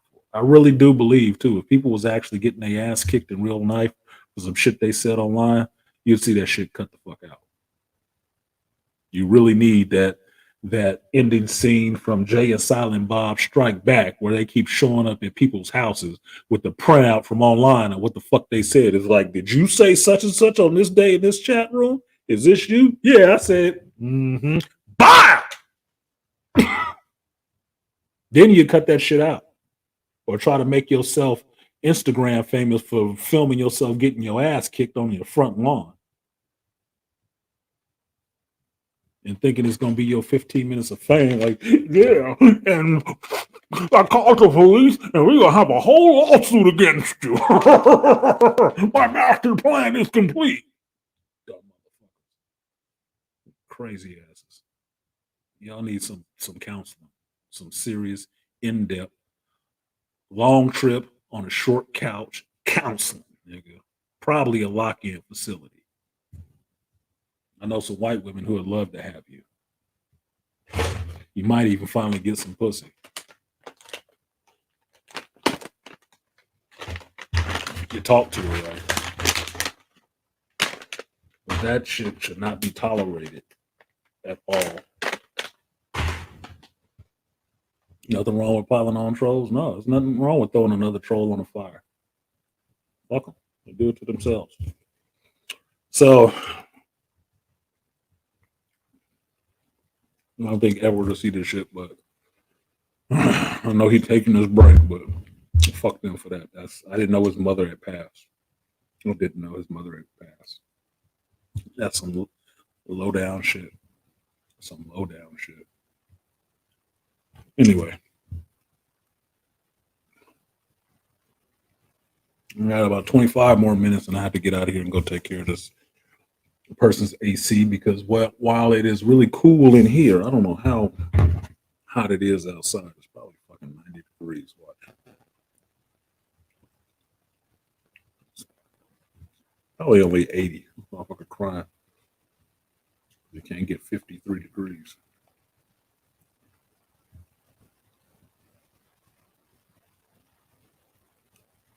The temperature. God damn, it's 86. It is 86 degrees outside. Yeah, damn.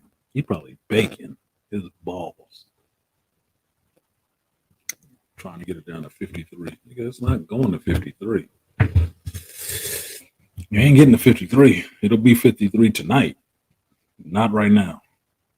So what did I want to say on this? I'll probably end up missing Dr. T shit. Yeah, it's 2:30. I gotta get to this shit quick. See how quickly I can do this shit. I'll just send them a text and let them know. Fuck. I'll talk on this Magic the Gathering part because I spent too much time waxing philosophical about shit. But I'll say this. How much humidity in fucking Fairfield, nigga? There is no humidity. High is 87, low is 54, sunny and bright, no sun. Damn, it's gonna be in the 80s the rest of the week, nigga. Woo! Close to 90 the rest of the week. These motherfuckers gonna be baking out here. Thank God I am not on call next weekend. That shit is gonna be hot. Fuego, my friend.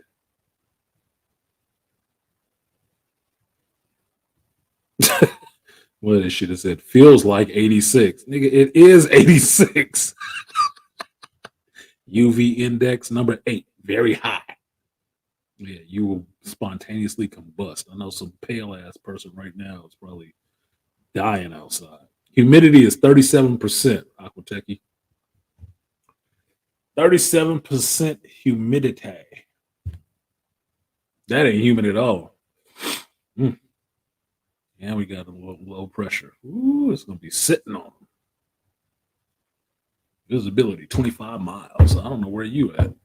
Yeah, it's hot. But anyway, so I heard about this Magic the Gathering thing on, I checked out another streamer. And the only reason I'm saying his name, because he was from the Bay Area. And he actually owned a store where JT worked, right? So that's Gary from Nerdrotic. And he brought this up about this whole Magic the Gathering thing where Magic the Gathering will have sets that it does, themed, right? A theme set. And the next set that's coming out is Lord of the Rings. And one of the things that got people in an uproar with Magic the Gathering right now is that because even doing the Lord of the Rings theme, which can work in Magic the Gathering, it sounds like it's a match made in heaven, like it should have happened a long time ago.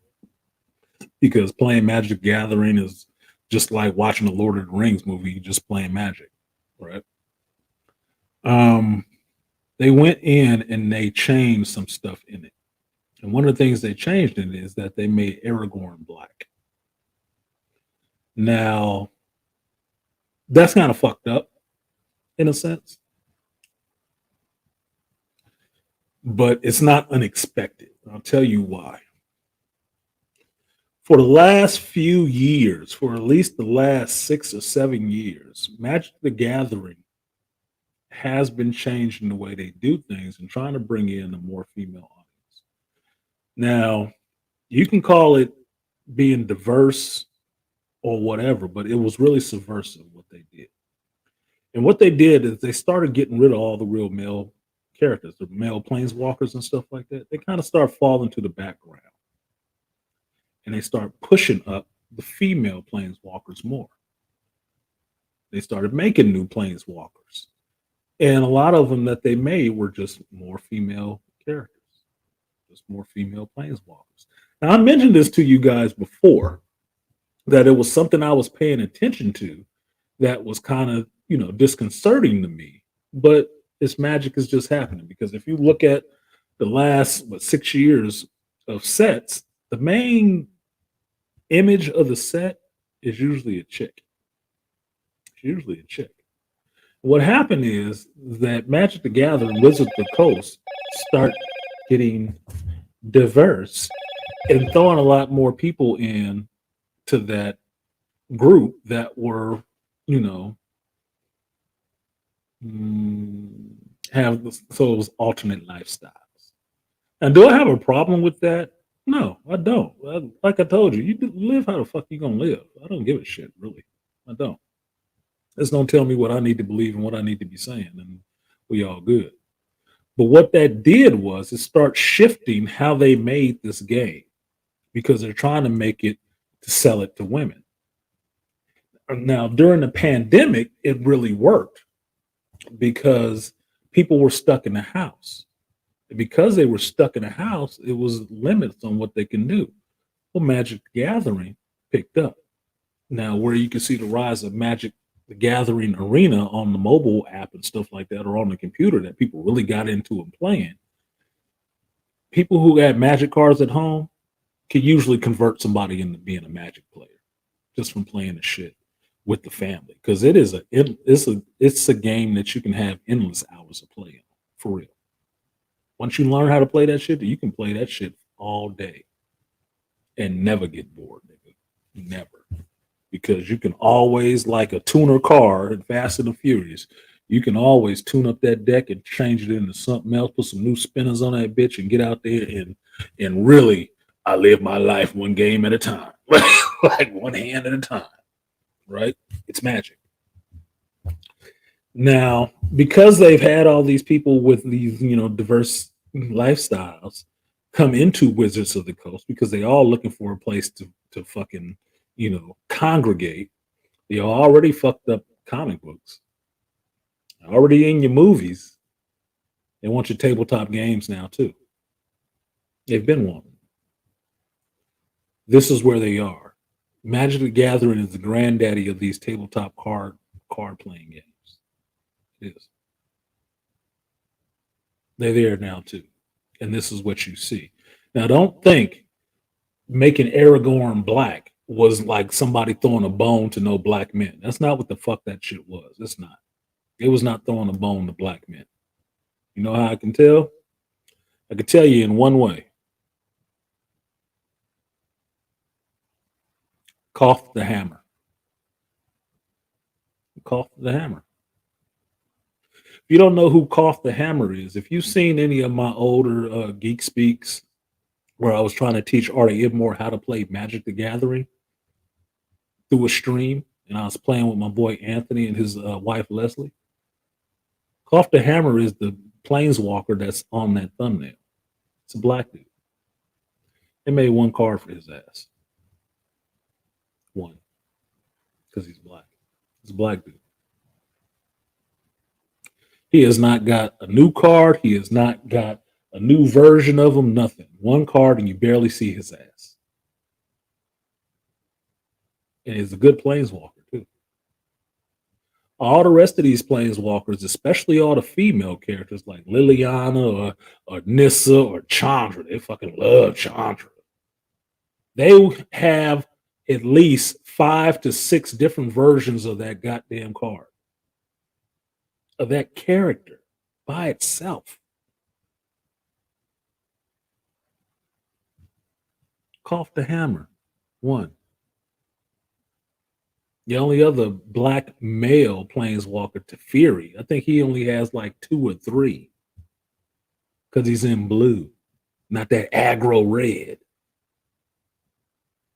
So seeing that Aragorn got turned to black, that ain't for black men. That ain't nothing about for black men. The only reason that motherfucker turned into a black man is to spite you white boy geeks. To take that from you too, because Aragorn is like a hero for you. That's all it's for. It's all to stick a thumb in your fucking eye. Understand that these are probably some of the same motherfuckers that was sitting there applauding She-Hulk like it was the best show ever. and saw all that grief you were given fucking rings of power. So what did they do like some petty bitches? Get their ass in there and fuck up one of them characters that you love to give. Tit for motherfucking tat. Change the character to black and ain't said shit about it. And if you watch like I do, because I subscribe to the Wizards of the Coast and Magic the Gathering channel on YouTube, watch the video and see the people who working on this shit. It's the sweetest bunch of moist talents you've ever seen. Bunch of little girls playing like boys.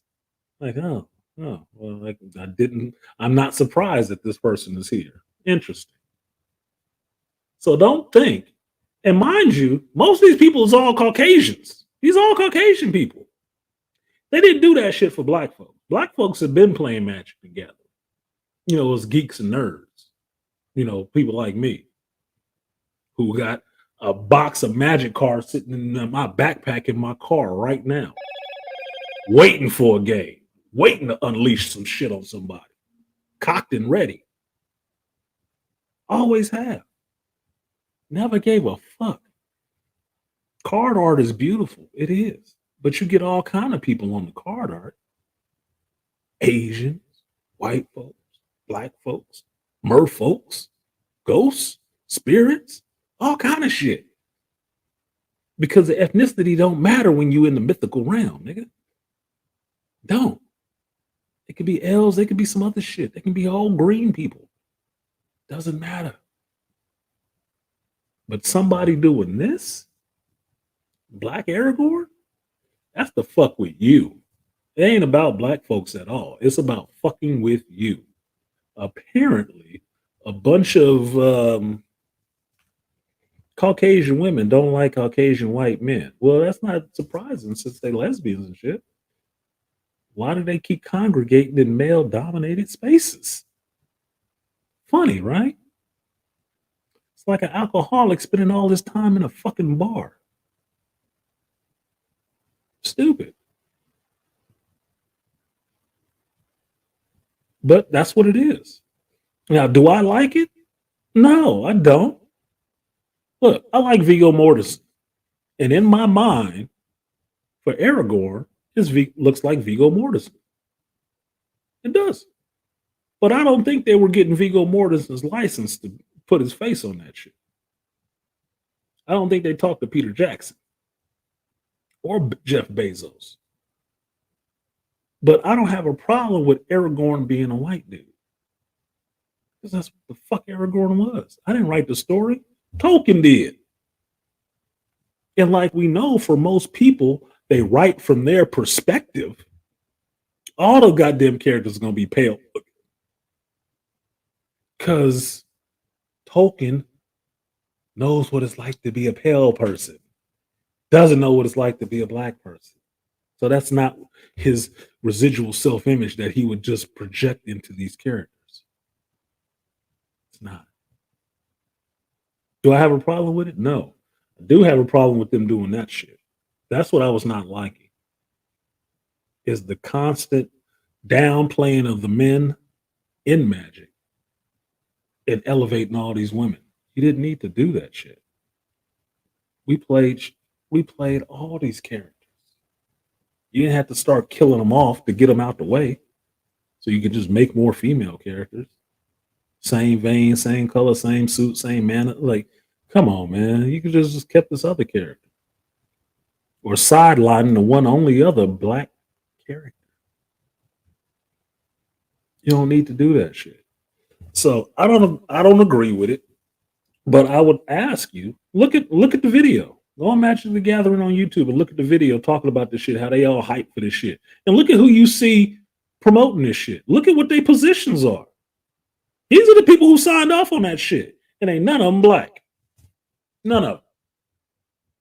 They doing that shit to spite you. They don't like you. And I would think, outside of being a black dude having my own fucking problems, y'all white boys getting it rough, nigga. They really want y'all. I don't know what the fuck y'all did. They on some Kathleen Kennedy shit. They just want to fuck up everything you like. Everything you like. It's just a problem for me because I like some of the same shit y'all like. I do. And they throwing me in there too. Like, nigga, I ain't do nothing to you bitches. Not a damn thing. Didn't give a fuck about your lifestyle or who you liked. Wasn't stopping you from doing none of that shit. Why are you fucking up the shit I like? Because you mad with daddy? Well, I need to take some couch time. For real. Can't wait to get my PhD so I can charge y'all for this time.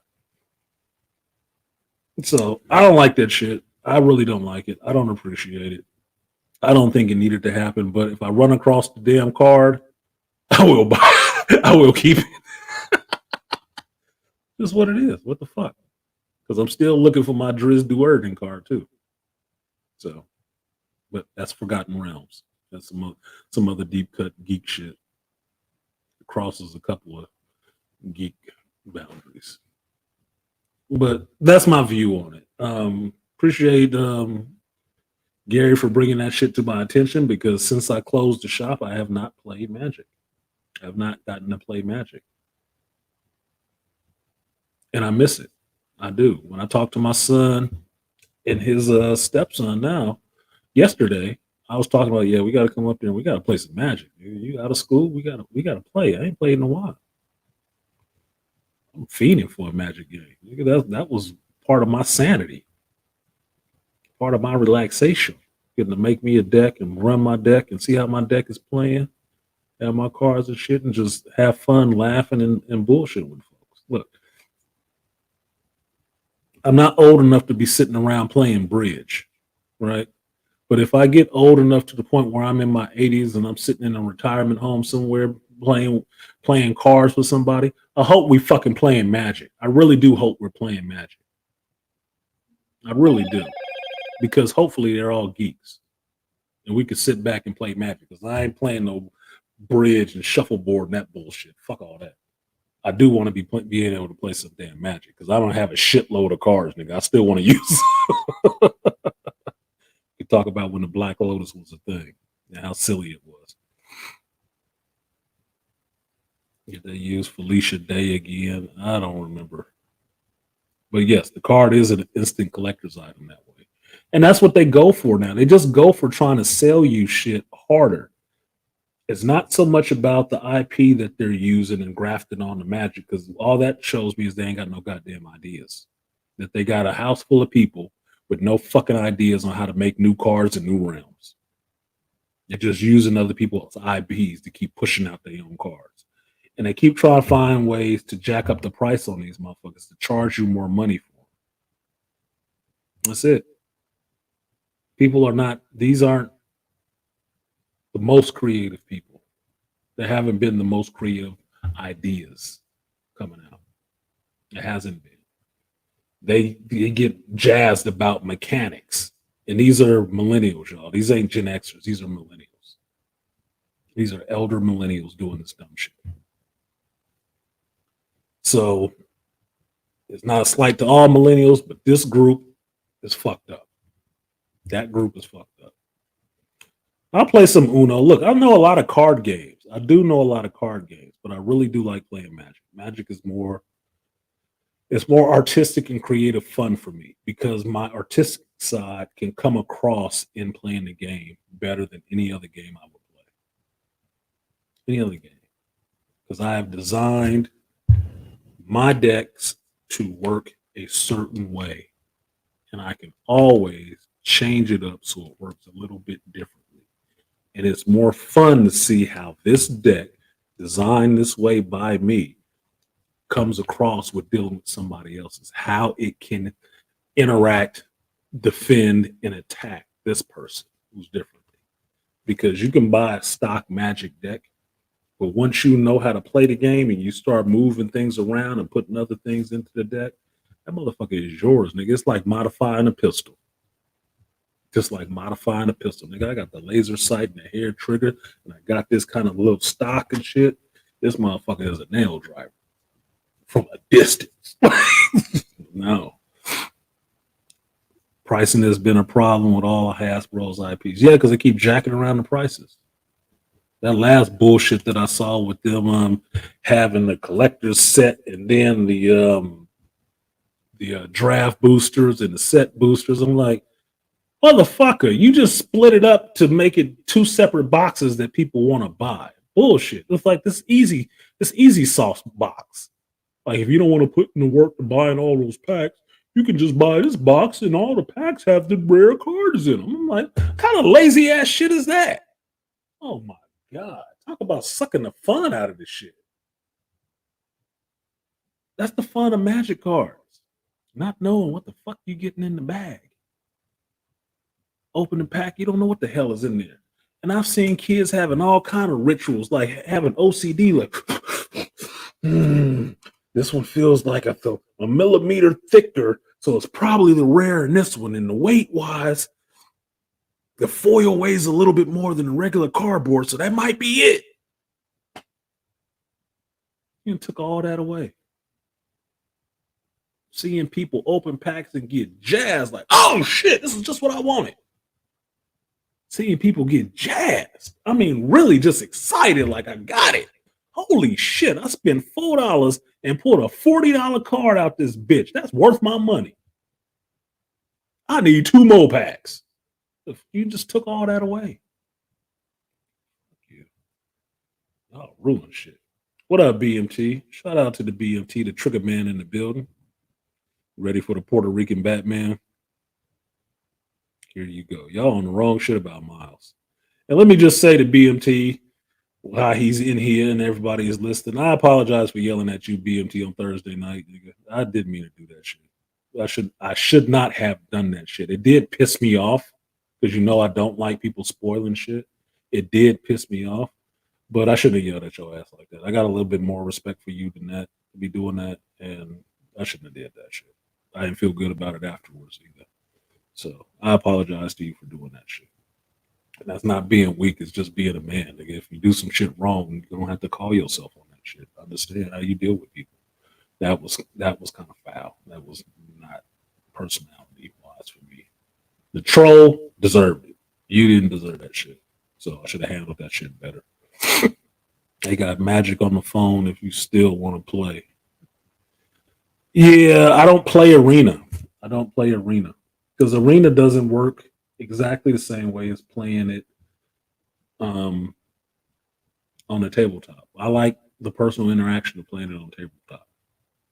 That's where the fun comes in. My son plays Arena all the time. He loves playing Arena. But I own a lot of cards, nigga. And if they really look at it, the loss in sales from cards is probably from Arena. Trying to get people to buy all these digital goddamn cards. I don't want a digital card. I want that shit.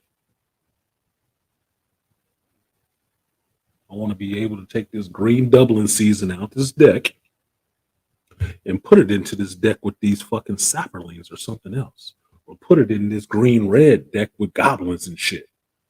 Fuck you. Oh, I don't have to buy this shit all over again. I already bought it once, nigga. You know how many packs it took me to get this goddamn card? I'm not buying this shit. Only Magic game I play on my phone is Magic Puzzle Quest. That's the only one. And I ain't played that bitch in a couple months because I'm trying to keep my future fight up so I don't lose my alliance.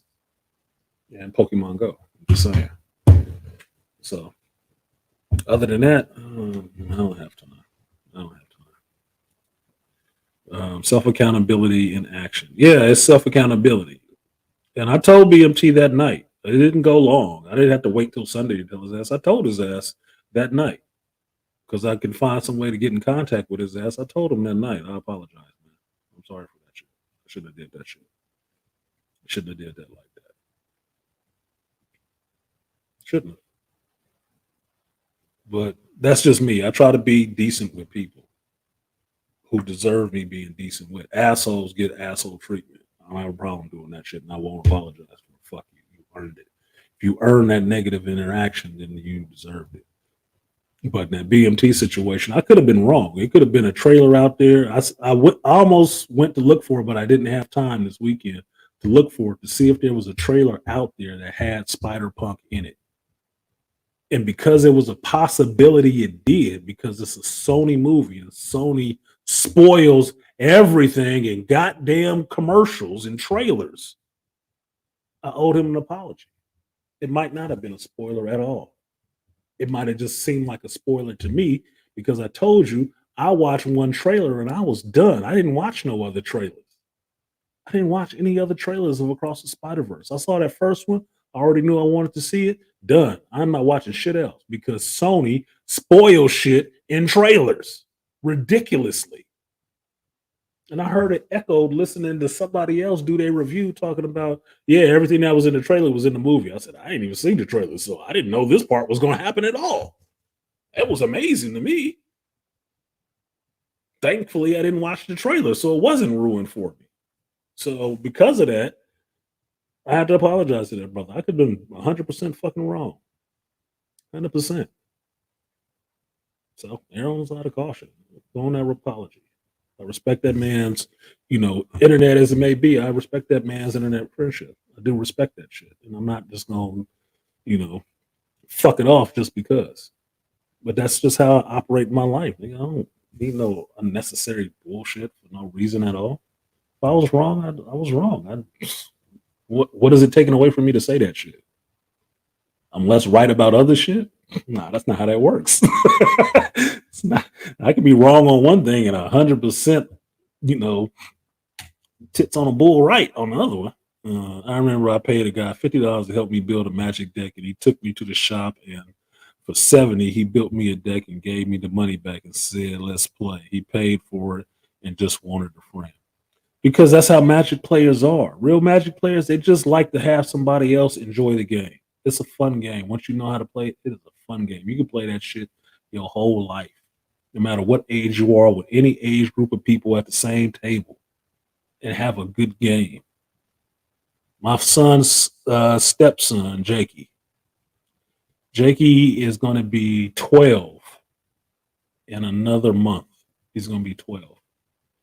Been playing Magic with that boy for the last couple of years. He played good. I've been playing a long time, but he plays good. As young as he is, he plays good. I have a good time playing with him. And it's more about the social interaction and the bullshitting that we do outside of did I just destroy his ass? No, he can win. He got a chance to win because, like all card games, all card based games, it's based on the luck of the draw. It's random. Maybe you get the shit you need, maybe you don't. Because if you ever played Magic, you understand what a stall is. And a stall is you pulling shit that you don't need, like motherfucker. And that's when you go back, like Elmer Fudd and Daffy Duck or Donald Duck, and more briefing. We need to go fix this deck. 1 second.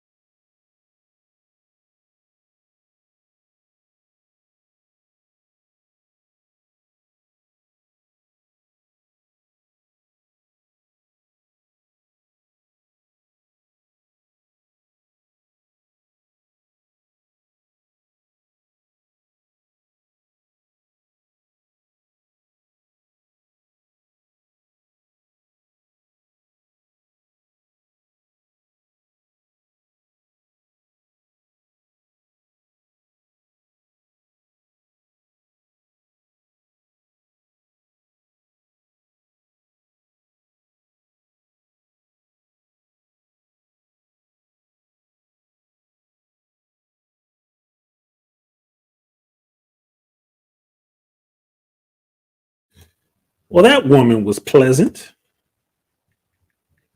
What's the garbage disposal I get to go fuck with? All right, y'all. I got to get out of here and go get dirty. And I have to text Dr. Tiasan and let him know I am not going to be able to make it because now I got 2 work orders to do.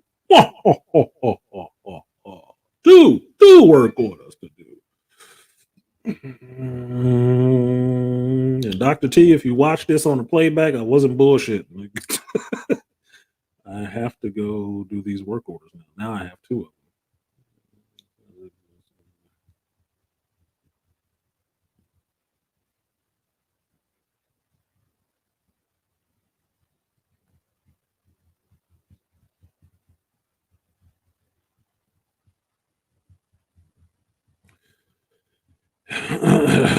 See, it was quiet yesterday. I got no calls yesterday. That besides that one in the morning. And I thought that was a bit odd. But it was nice, so that means everybody was away somewhere. But today, now they're gonna back me up with calls towards the end of the day. Like everybody freaking out because they gotta go back to work tomorrow. Yeah. Okay. Yeah, I like making decks, BMT. I like making decks. As far as I know, anybody who's played Magic for a while loves making decks. Making decks and making a deck work is fun. It is like tuning a car and hearing that engine just purr. No knocks, no pings, none of that shit. It's just nice rumble. That's what making a deck is. Once you make it, then you got to test it. And you test it till that motherfucker works like you want it to every fucking time. Works. And people get amazed. That's where the artistry in that game comes in, where you can just really turn it into a completely different game. Getting the cards that you pick to work the way you want it to work. Getting that card synergy where they work together. It's fun. It's like art. It is like art to me. Hey, those rituals work. My buddies at the Dragon Shop taught me how to look for cards. Yeah. Magic is fun. I love the chase for us finding the cards. Either I or you get a card and then it smiles and the journey into friends, new people who find. Yeah, that's what's happening. That's what it is having a good play group, BMT. Having a good play group is like that. Especially if you got a good play group and you guys draft together and stuff like that. It's a lot of fun. And it's a lot of swapping the cards and stories and stuff like that happens that becomes part of your legacy, right? It becomes part of your stories. Like everybody would know the day I played some card. Everybody in my old play group would know the day I played this card that drew hate from the whole table in a multiplayer game.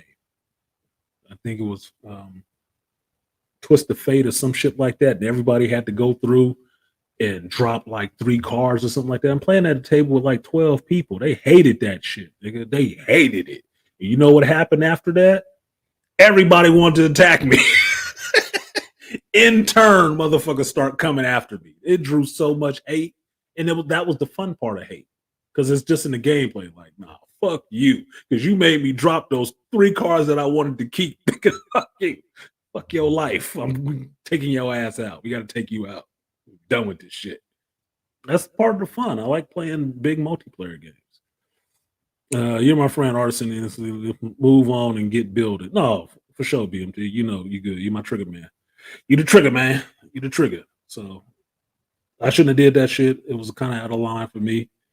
It was. I'm not making excuses, but it was late. I was tired. I had not eaten, and I get very hangry when I have not eaten. I do get like real snippy with and short with motherfuckers when I have not eaten. And it's late. I'll turn into a whole fucking werewolf on your ass. But that was out of line. I should have did that shit. So I apologize for that shit. But I got to get out of here. That's 2 calls. That's 45 minutes. I told the other person I was going to be there. So now I'm late. But I still got time because that response time was. Let's see what song I want to get out of here on.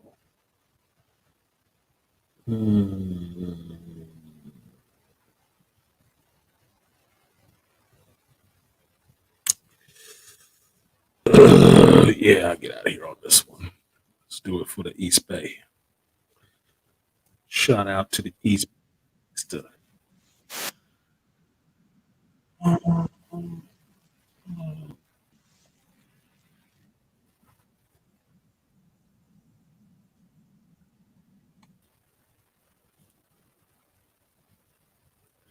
What the hell? Come on, man. Work right.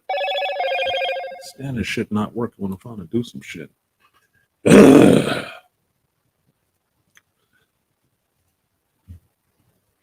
we go. And now we remove you. All right. So I appreciate you guys coming through. We did fall short of the goal today. We were 2 people short of the goal. Yeah, we gotta do better. Hope you enjoy my musings. I will have to do something later tonight with the Across the Spiderverse. 3:00. Dr. Tiasan is doing a stream with him and Layman. It was supposed to be me, but him and Layman's Journal are going to do a stream talking about Across the Spiderverse. So definitely head over there, check out Dr. T and Layman talk about the movie. I did enjoy the movie, but I got to go take care of this HVAC and this garbage disposal shit. So I cannot tell how long that's going to take. So I'm probably going to miss both of those things. Chase the hunt is arguably the highlights of collecting hobby. Yes, it is. It is. That's the highlight of collecting hobby.